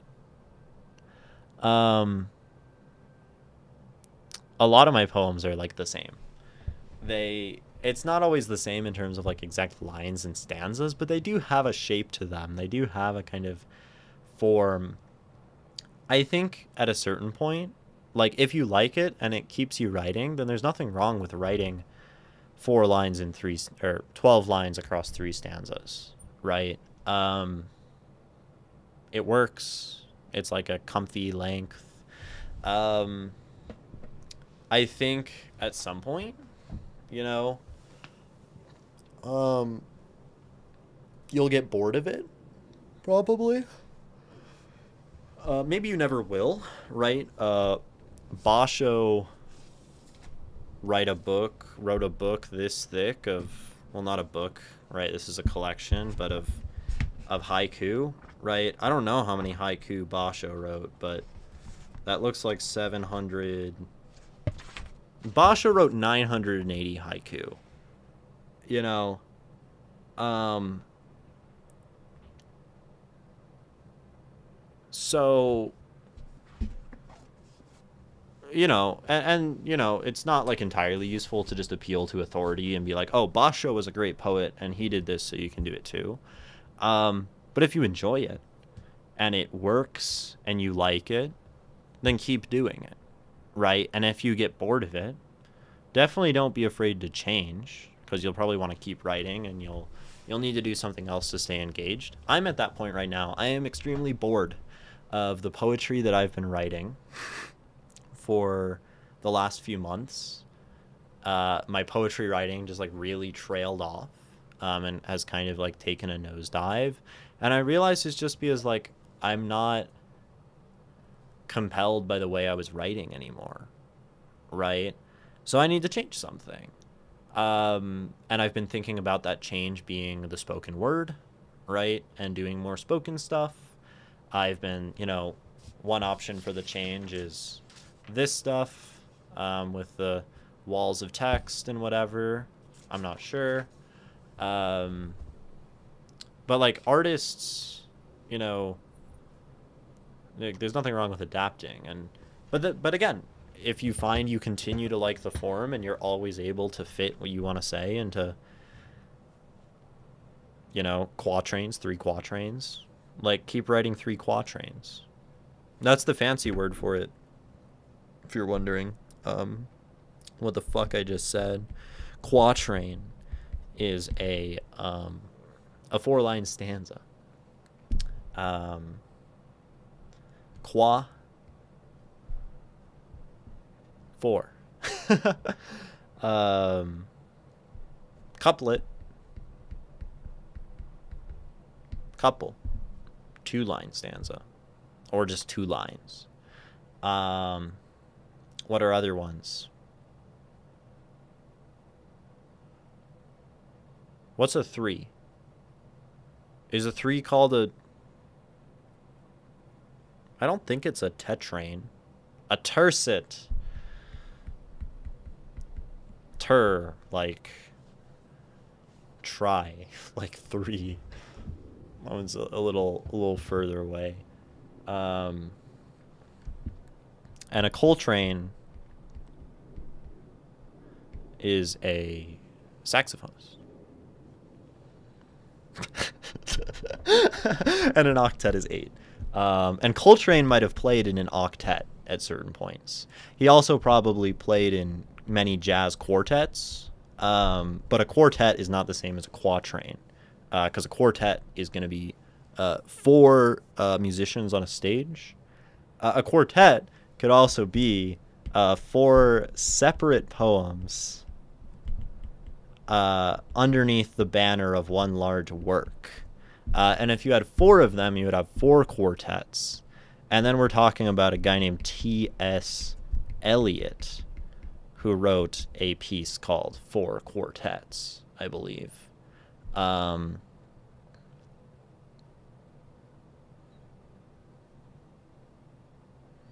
Yeah. Got a little word association there. It's all French words, yeah, because French invented poetry, I think. That's so not true. We'll go with it. We'll go that. We can... It is canon that I believe that France invented poetry. I wonder when the first poem was. I mean, it probably existed as early as, like... I mean, maybe we had poems before the written word, right?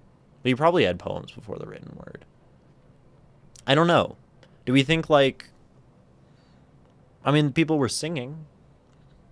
People were singing, yeah. Sestina is 6. 6 sestets is a tercet. Why do I know these things? Because you're goated. That's why you know these things. um, yeah. Also, if an idea, concept doesn't work in a poem format, don't push the genre. I found writing short stories too packed with shit. It was better for me to make those into essays. Yeah. Yeah, I think that's really important, and that's something I've been like learning myself is expression that branches away before um before? Why did I say the word before? I just had a stroke. Okay. Um yeah, I've been learning to write poetry, to create art that branches away from poetry. And sometimes music is the way I need to express something. Sometimes it's essays. Sometimes it's maybe the fact that I'm like writing a D&D campaign right now to like run for my friends. And that's all like viable expression that will also like support your poetry, because then you're not like forcing things into your poetry that shouldn't be there. Um, and I think that's a way to like burn yourself out. Be very wary. Be very wary of the impulse in your brain to just write about everything. I see this in people. I see this in myself. Where sometimes, like when I was writing lots of things on my Substack like a few weeks ago, I was in this mode where like something would happen to me. I'd be like, I could write an essay about that. I could write something on Substack, or there have been periods where like everything I live gets put into a poem, and I highly suggest living without putting everything into poetry. Um, I think oftentimes that can make the art more forceful when you do decide to use it. And maybe that means it's okay that I'm not writing right now because I'm living. The Vedas and the Iliad Odyssey were oral poems long before written down. Yeah, I guess that's true. Um, so that's real. I have so many essays written and so many more I'm writing right now. Actual schizophrenia. Yeah, I mean, I can't judge you. Gilgamesh is the oldest known. Well, it's the oldest that we still have. I guess oldest known. Yeah. Um, but I like that's interesting on its own, right? Like, oh, it's cool that this is like the oldest thing we have.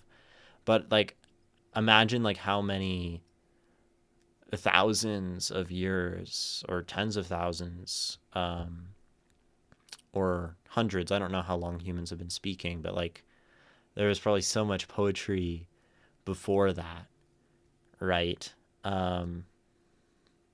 You take the sum of even everything that like has been preserved since history started, since like preservation started, writing, what we've got like 10,000 years of that. And like I don't know when like Homo sapiens became Homo sapiens. Yeah, I bet there were some poems in those cave drawings. Yeah. Um,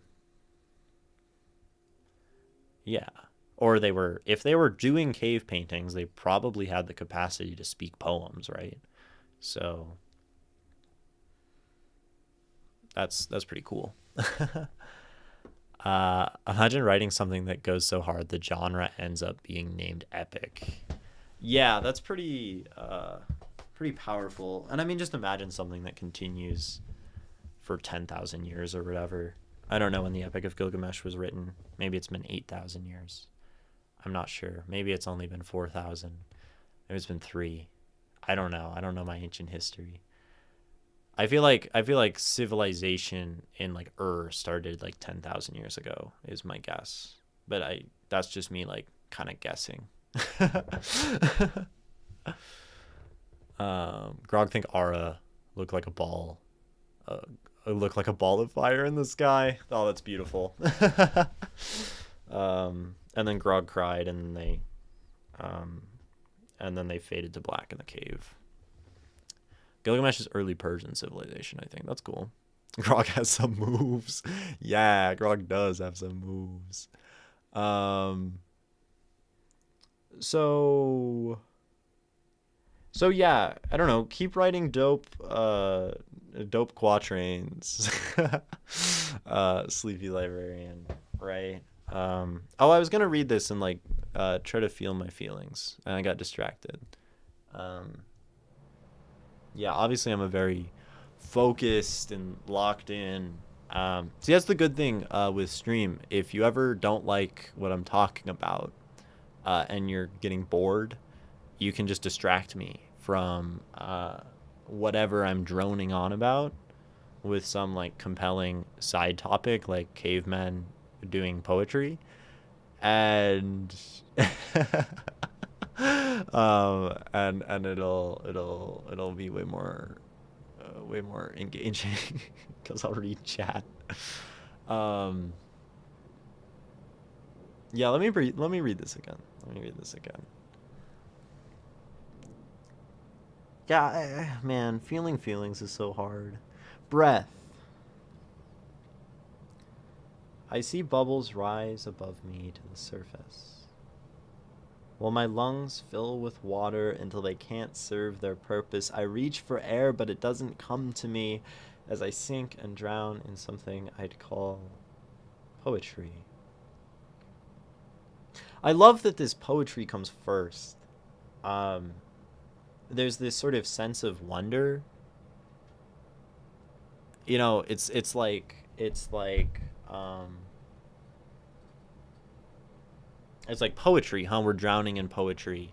And this sort of occurs before the drowning in the past, before the drowning in the forgotten passions, the unachievable goals, right? And it's like it's the vaguest thing, and then it grows like maybe more specific as we move down the page. This has nothing to do with my feelings. um, Right, but it grows more specific, right? We start with this like individual image and then this like vague description, and then we kind of like bring it to the body and the experience and then like the memories themselves, and then we like wrap it up with this. I think that's really cool. Um Oh no, I thought I successfully made him forget my work was there. For a minute, you know. Uh, you know you've done a good job of distracting me when I talk so much that I go back to this screen because I decide I've been talking for so long that I should just like look at y'all with my face. That's when you know you've like really sent me off the rails. Um, I like to think it starts off a little surface level, happy, still fine, and it slowly gets worse and more negative. Yeah, and I think it does so by getting more specific, right? By like revealing things to us. It pulls us in with the poetry, and it's like, oh, that's interesting, that's cute, that's beautiful. And then it's like, nerves flare, whoa, panic, ah, knives. And then it's like, joking, okay, we're like back to this thing. And then like yeah, I think it does a good job of reeling in, right? Reeling in. The ADHD and dysphoria are strong as fuck, and I keep forgetting that I exist.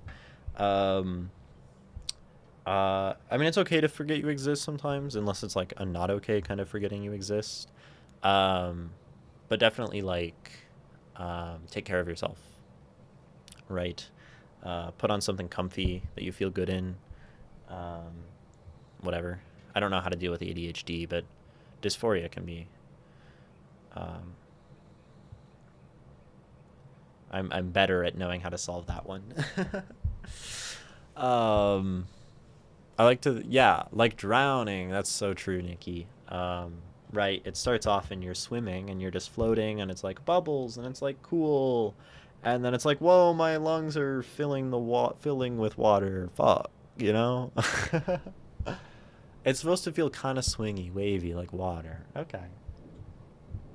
Okay, let me try to read this again. Breath. I see bubbles rise above me to the surface while my lungs fill with water until they can't serve their purpose. I reach for air, but it doesn't come to me as I sink and drown in something I'd call poetry.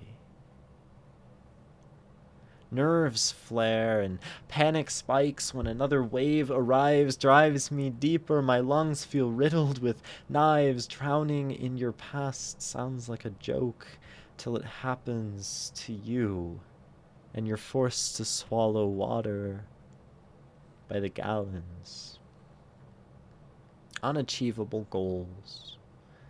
And forgotten passions drift on past, and laughter turns to gurgles when breath runs out at last. No more bubbles rise up now. None reach the surface. Just a choked silence where my body loses its purpose.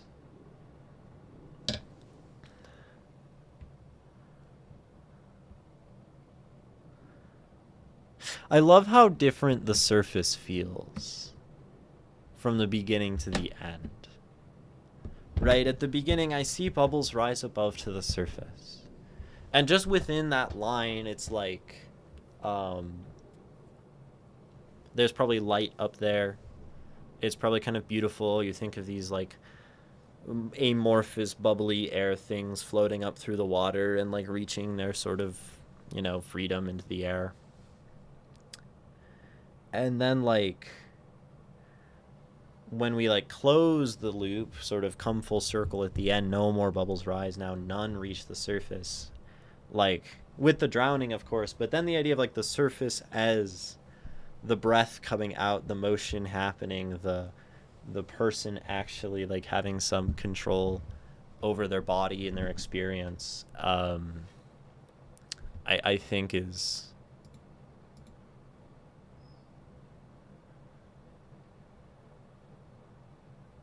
right. Like it's quite disturbing at the end, because then when you come back to the start, you're like, oh, right here we're really like watching these last chances for action and control like slip away, right?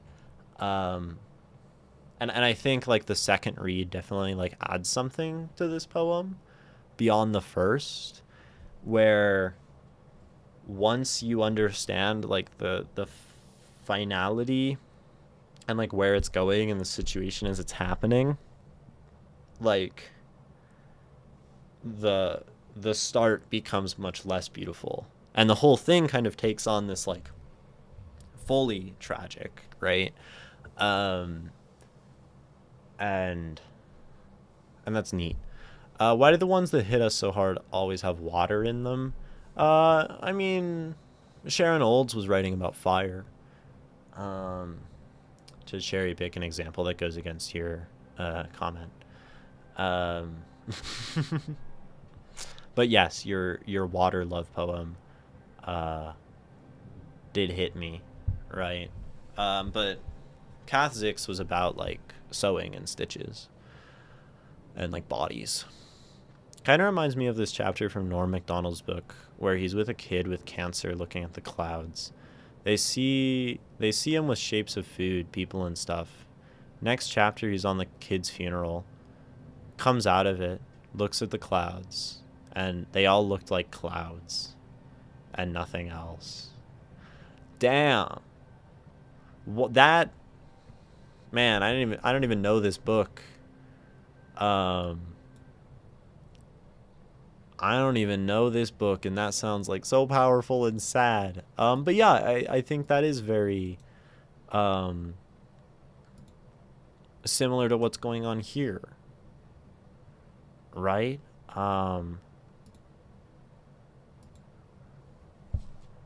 Right, the bubbles are beautiful at the start. And maybe that's like also speaks to the idea of like memory and like the experience, like not necessarily because the memory sort of is the water, but this experience is maybe almost beautiful to like slip into the past, and the past can be a pleasant thing, and the past can be, there can be good memories even if there are traumatic bad ones that slip up and kind of pour over and take over everything, but then like it's fundamentally like sinister, and kind of has this illusion, right? This irony, I guess. And I mean, maybe the whole poem speaks to the idea of like melancholy, not melancholy, I mean, melancholy is kind of that like remembering, and it's sort of beautiful, but it's sort of not, sort of sad. But like poets love to like reminisce, right? And like ruminate, and people love to reminisce and look back with these like rose tinted glasses and like warmly at the past. Whereas this poem like looks at the past through like a cold blue, you know, watery dark lens. Um and and I think that's sort of like a subversion in some capacity. I mean, of course, there's also plenty of poetry about writing about miserable memories. Um, so maybe there's nothing there, right? uh, Haha, you've pinpointed my style quite well there. Okay. um, yeah. Um, I like the elemental component in poems, like metaphors around air, fire, water, earth. Um, That'd be fun to write someone with atoms and molecules metaphors. Um, something, uh, something geeky. Okay, the first poem of mine that I ever loved, that I was ever really, really proud of, uh, is very geeky. And it's talking about like black holes, and event horizons and inflection points and parabolic curves. Um, so um, I like that stuff. Yeah.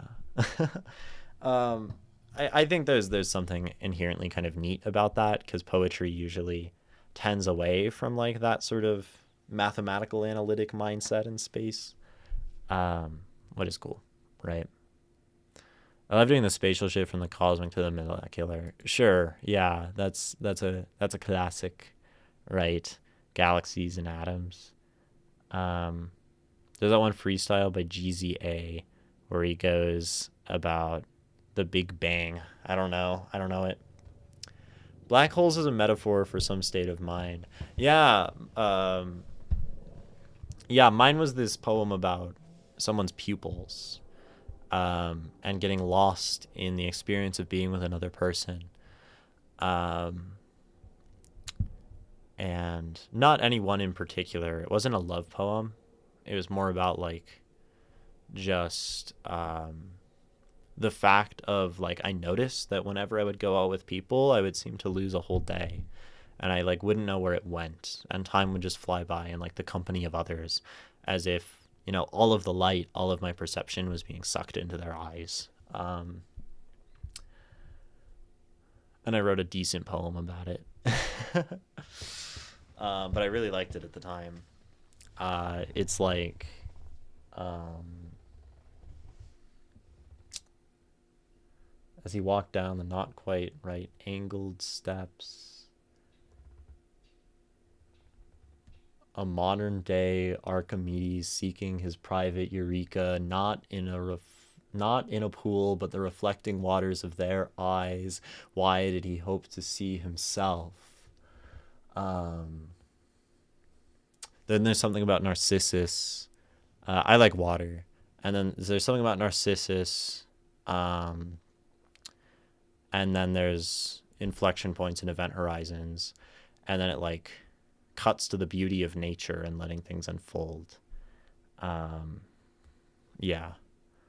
Man, I remembered the first stanza. Oh, that reminds me. I ended up writing a poem about eye color after a conversation we had in stream. That's super cool. One of the few love poems I've ever written. Girlfriend was very surprised. Oh, that's so sweet. I'm glad you did that. That's very sweet. That's very cool. Um, yeah, that's sick. Um, I'll find that poem. I'll find that poem after we're done with this one. Uh, Are we done with this one? Do we have other questions? Do we have other thoughts? Do we have other things that I didn't discuss? This was a sort of frenetic analysis, and I think I'm okay with that. I kind of like the analyses that wander about, and then we have like a sort of conversation that's philosophical, and then we like talk about the text, and then I like uh, try for 5 minutes to like put my feelings into words, and we need more. No, there's no pressure. There's no pressure, but I think this is a very enjoyable poem, and um, yeah. Fun fact, I do have a scar on my chest from intentional self-actions. The chest is a wild place to do it. I almost respect it. I was an arm. Well, I was an arms and legs. Well, I was really a legs person. Um, but yeah, I could never do arms, except I could burn my arms, and I did. But oh, you nearly died. Okay, so yeah, that's terrifying. Um, I hope you're very far from those places and those thoughts. I I I am luckily very far away from those places and those thoughts. After many moons of moving away from those places and those thoughts. Um, you're all good now. That's good. Um, dude, it's so frustrating when like I just started to like wrap up this poem, right? And be like, okay, I think we're done with it, right?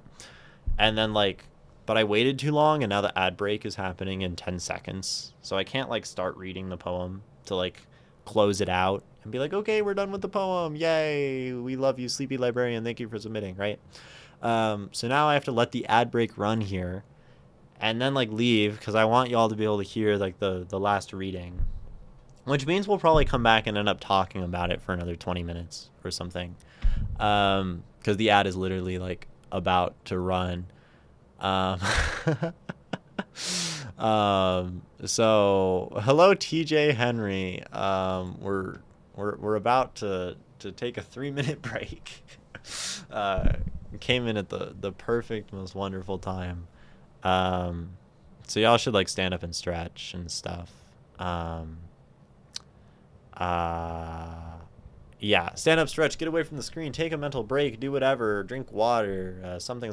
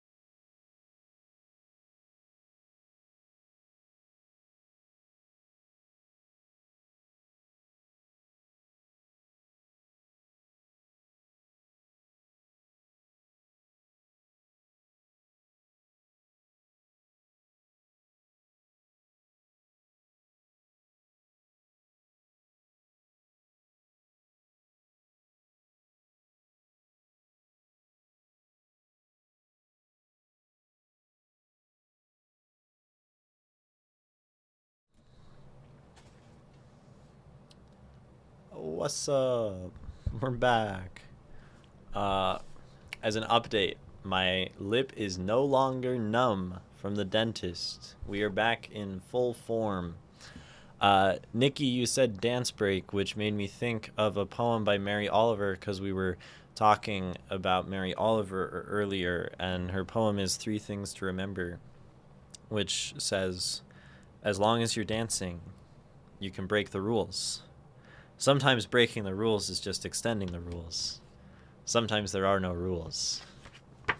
And I think that's a cute poem. Yeah. I also think that, like, that's a very simple poem. And people really shit on simple poems, like Insta poetry and stuff. But I don't think that's all that different from, like, some of, like, the things that people really, like, dunk on online, you know? And it's something I struggle with, like the internet dunking on simple poetry. I don't know, because she's a boss that way. No, like yeah, she's the boss. She is a boss. We love Mary Oliver. I've really been on a tear against poetry gatekeepers lately. Yeah, it's bad on YouTube, right? You have, like, I feel like I see, like, the thumbnail of a video every so often that's, like, this man talking about, like, what is good poetry, and, like, the thumbnail has, like, some, like, Insta poet, I don't remember the name, and then it's next to, like, E.E. Cummings or whatever, I don't know, or I'm just like, dude, like, stop talking, you know. I've been working on the roses on my garden this whole stream. I'm done now and my hands are all bloody. That sounds like a... that sounds poetic. Someone dunked on Ruby Kaur. My response is I see her as a gateway drug. Yeah, I think that's reasonable. I also think, like, if someone...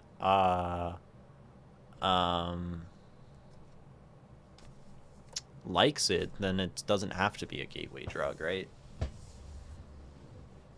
Yeah. You know? Crazy take, but you can just like it. You can like things. People are allowed to like things that you don't like. I think all poets need to remember that when sharing their poetry. People are allowed to like things you don't like. That's a great... dude. You need that, like, framed on everyone's wall. You know? I think that would do a lot of good for society. Yeah.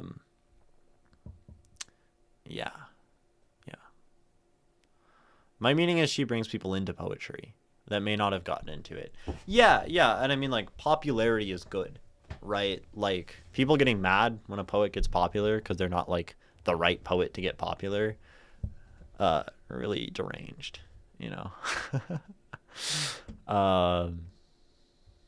Yeah, she opened up poetry for a lot of people, and that's good.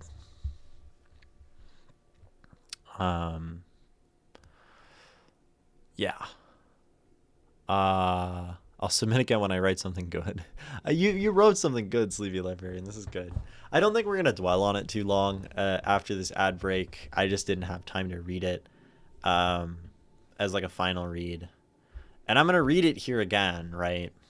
And I very well may read it and just be like, okay, that's enough for this poem.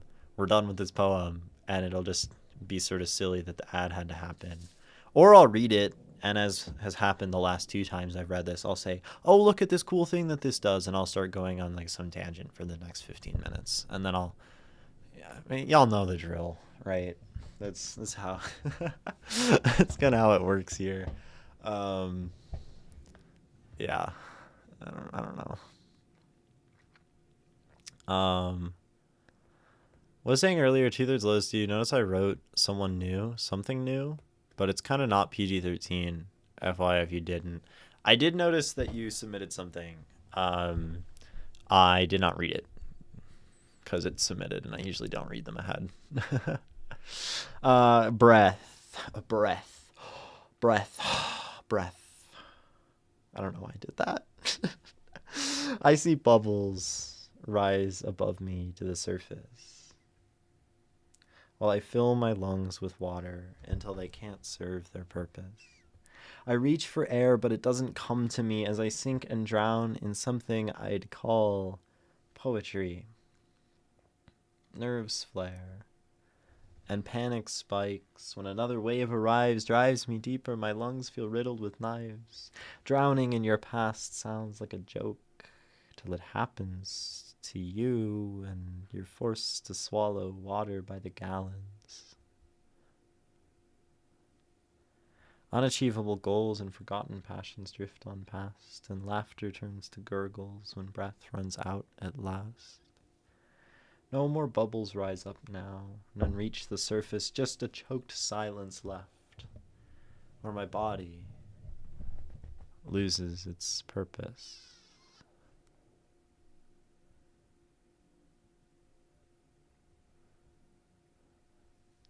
Breath.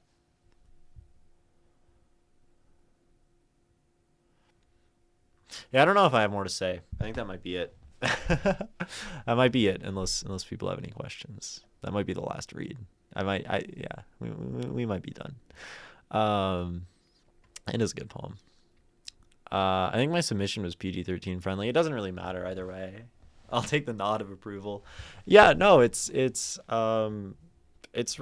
great, and I think it's even greater,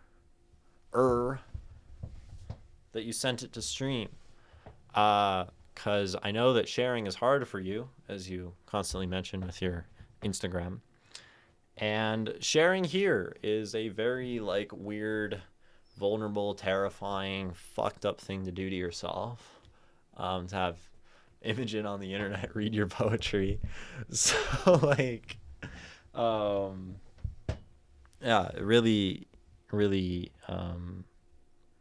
I think everyone who sends their work to here is definitely, like, you're allowed to be proud of yourself for that, because it's hard to share your stuff, let alone share it in a way where someone's gonna, like, put it on a screen for 2 hours, and, like, it's just gonna sit there, and your work is gonna be, like, exposed to all these, like, prying eyes and random poet people from wherever, Chile and Nevada and Turkey and the Netherlands and wherever else people are from, very, very excellent thing to do, and I appreciate your submission deeply, The Sleepy Librarian.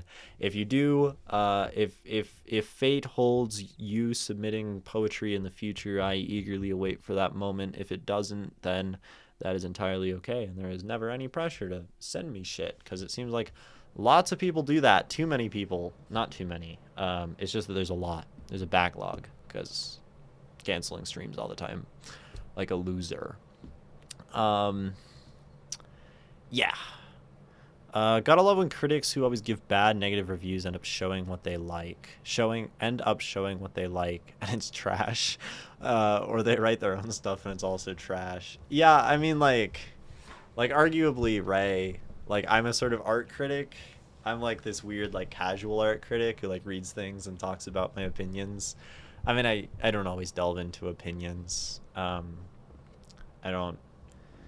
I should do that more.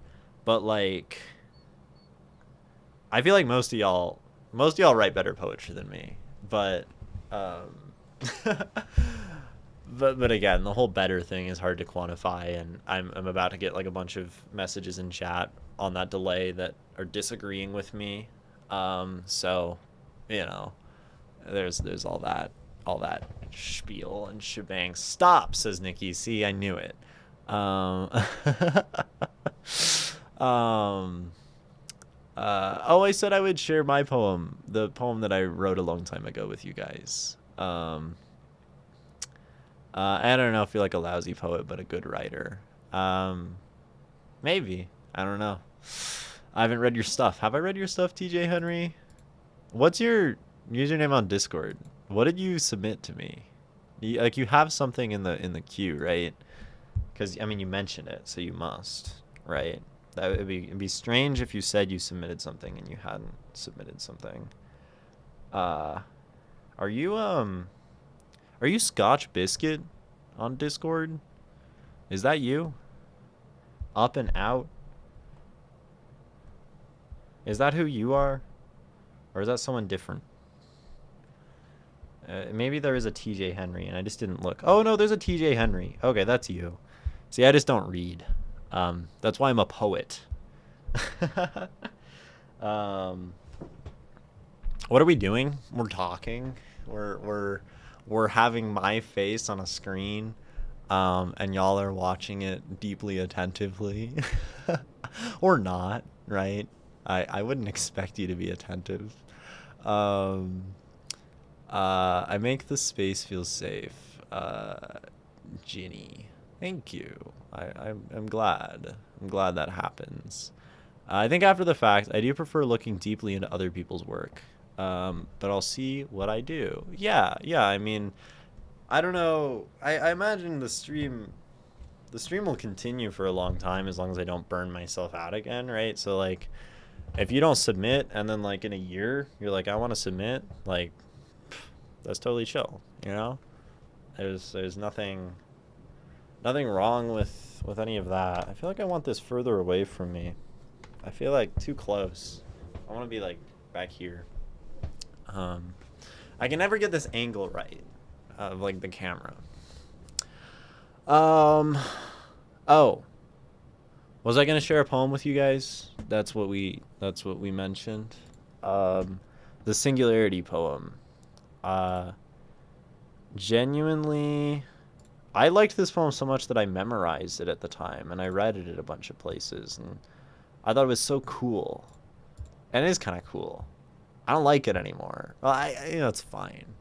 It's okay. Where is it? Is it still in tagged as I like this? Probably. Nope. Wait, is it? Oh no, it no longer makes the cut of being in my tagged as I like this on Obsidian. Well, Singularity. I really need a keyboard so I don't have to like reach up here. Oh, it's not even on Obsidian. It's in like my Google Drive. That's how old this is. This poem predates being archived. That's impressive. So it's probably in here. Singularity. Aha. Oh gosh. Man, I really dislike. Well, I'll share my screen because it has some like visual things that are like, there's like a visual thing that if I share my screen, I don't think my computer will crash. Here is my screen. Okay. Yeah. This works. Singularity. As he walked down the not quite right-angled steps as modern Archimedes seeking a private eureka, not in a pool, but the reflecting waters of their eyes, why did he hope to see himself? Parallel, converging sidewalks anticipate connection. Narcissus sprinting toward an ideal self. Did he see the ripples left behind? Around. The parabolic hairpin, the inflection point stopped him. Cartesian logic fled like the changing seasons, a clarity not thought until seen. If he does not think, what is he? Pupils absorb all conception and event horizon in one gaze. All axioms seem to lose fidelity.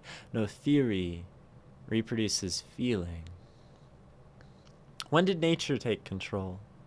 Suddenly sweeping like the subtle blue gradient above. Drifting leaves can't fight currents. Let go. I didn't do that let go justice. Let go.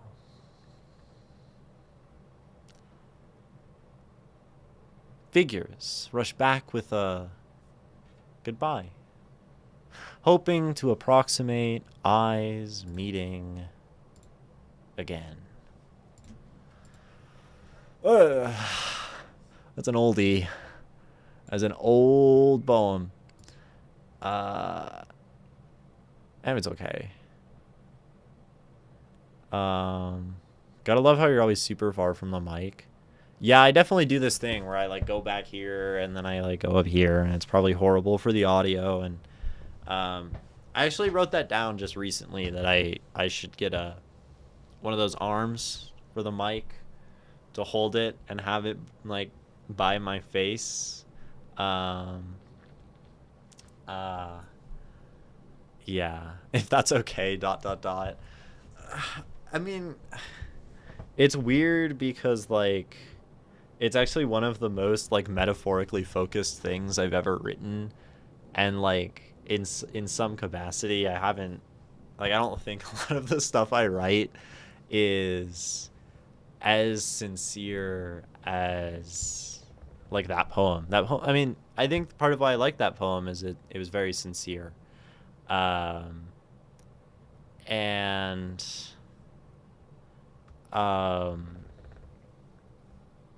maybe part of it is I've been thinking about that poem lately because my poetry for a while hasn't been sincere, right?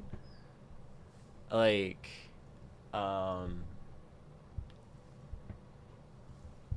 like I just haven't been in it, haven't been feeling it. But that poem was so early, and when I was writing, I was still just like freely experimenting and just like enjoying. And I haven't been like super stoked about poetry lately. But I was stoked about reading. I'm stoked to hang out with people and talk about it. Right? That's always fun. Even if I haven't necessarily been writing it, and that's sort of, well, that's curious, right?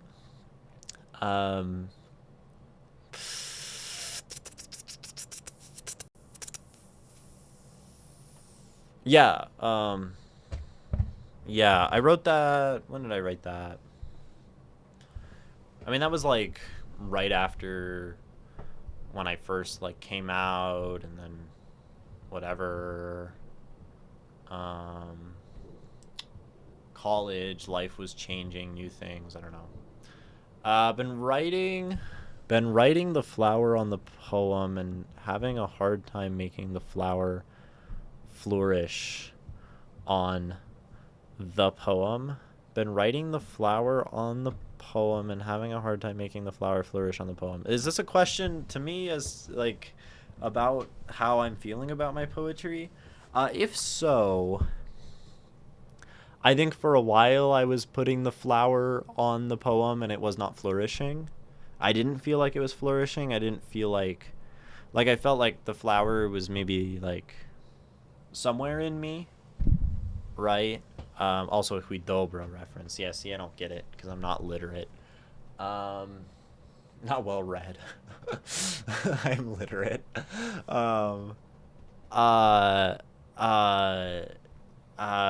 Yeah, so I think for a while I have been putting the flower on the page and it has not been flourishing off of it and blooming into beautiful poetry. And I think I have just been like frustrated a little bit, because like, I mean, not even frustrated, like I just haven't been writing, right? And I think if I did try to sit down and make myself write, I would be frustrated, but I don't force myself to write anymore.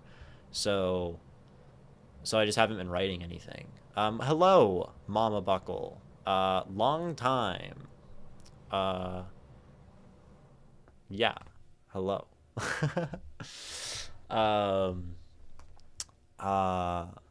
Yeah, I think that's where I'm at, Ray. The flowers be not flourishing. And even when I've had like cool ideas, like this stuff, right? Like this stuff is kind of cool. I'm like, wow, this is cool. I also don't want to do it. You know? Like, I'll have the idea, I'll be like, this is neat and exciting, and I don't want to keep writing it, you know? Um, uh, it's kind of frustrating. I had 3 concepts of poems today, but yeah, nothing finished. Yeah, I mean, like, um, I've gotten to the point where I get so many concepts for poems that it's not a problem for me that most of them never get written down. I think the majority of my, pocket notebooks that are where I write my poetry, um, are probably more like scribbled ideas and fragments than actual poems, right? And I think what's happening now is I'm getting concepts and I'm not even interested in like scribbling them down. Like I'm not even like lately like interested in putting poems on the page. Um and I think that's okay. You know? I think that's chill.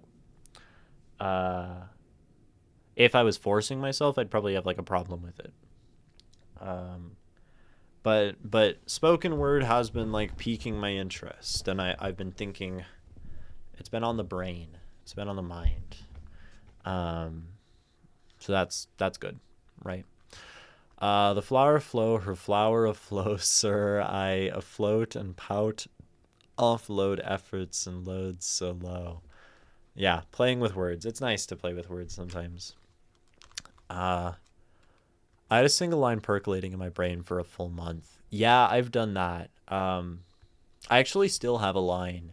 I have a line that's like, "This house is anxious," and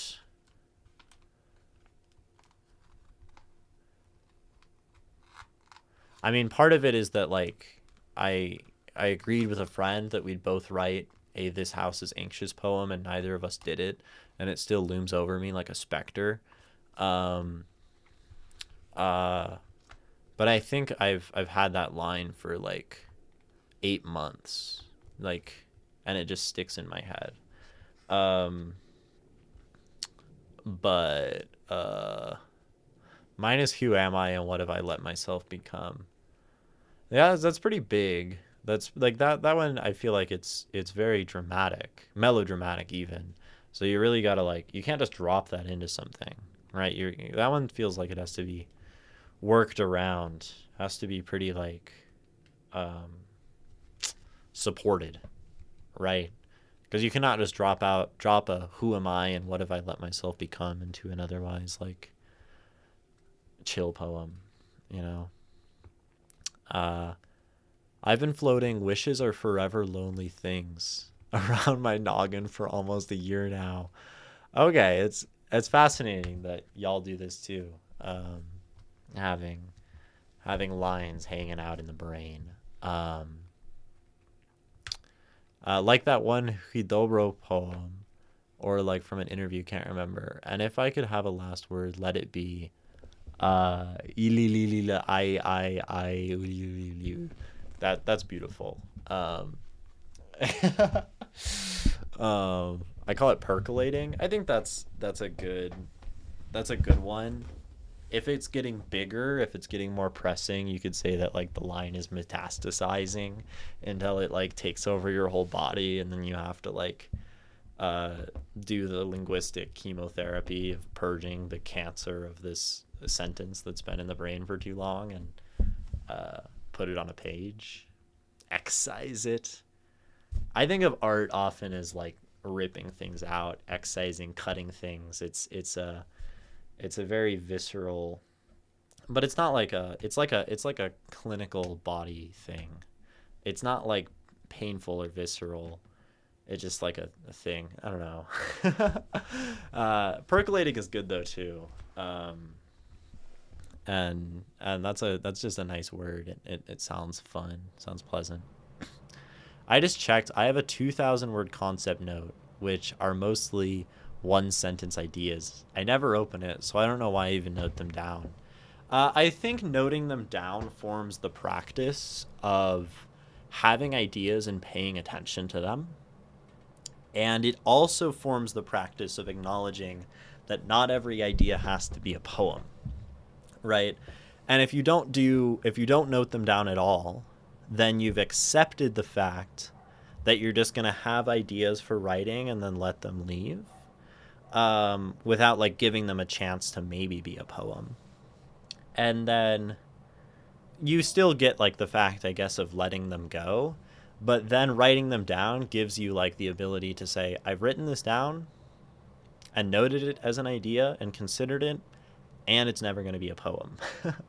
And that's cool. I think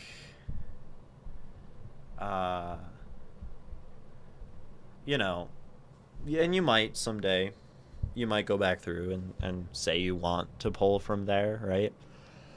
But I think the idea of just having ideas and noting them is a useful practice as a poet, because it's practicing like a moment to moment daily, like granular attentiveness, and that's useful. Honestly, sometimes it's how you start writing a poem, just ideas, then you have to write, then you want to write more because you know there's 5 or 6 stanzas. Yeah, right? Like you gotta, but like if you never write it down, then you're not giving yourself like the chance. Yeah, I don't know. Wolves are mighty and key to the wild.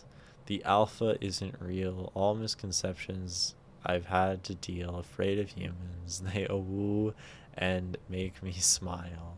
Beautiful. Woo. Yeah.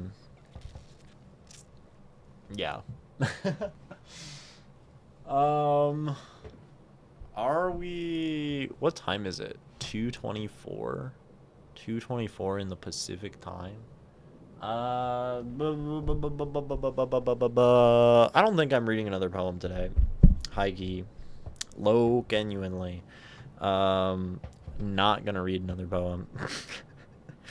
I've been like, I feel like I've been bad about this. Like most of the streams have just been like one poem, and then I like get tired. But that's okay, right? I think, you know, the pace changes, the way we approach things always changes, always fluctuates during our lives, and nothing is as static or constant or whatever, right? I haven't rated someone in a long time. I'm looking and writing and reading. Maybe I'll find someone who's doing poetry. Poetry.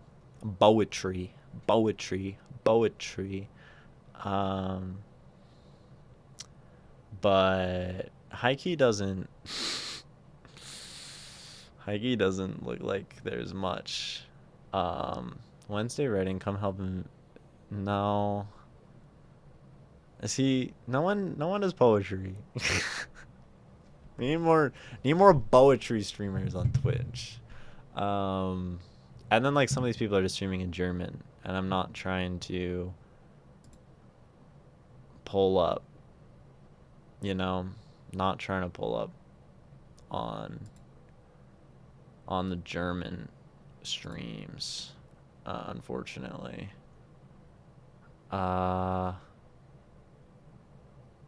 Yeah, I don't know. I don't want to like. I'm not gonna go raid to some random, just like write with me streamer, because I don't like those.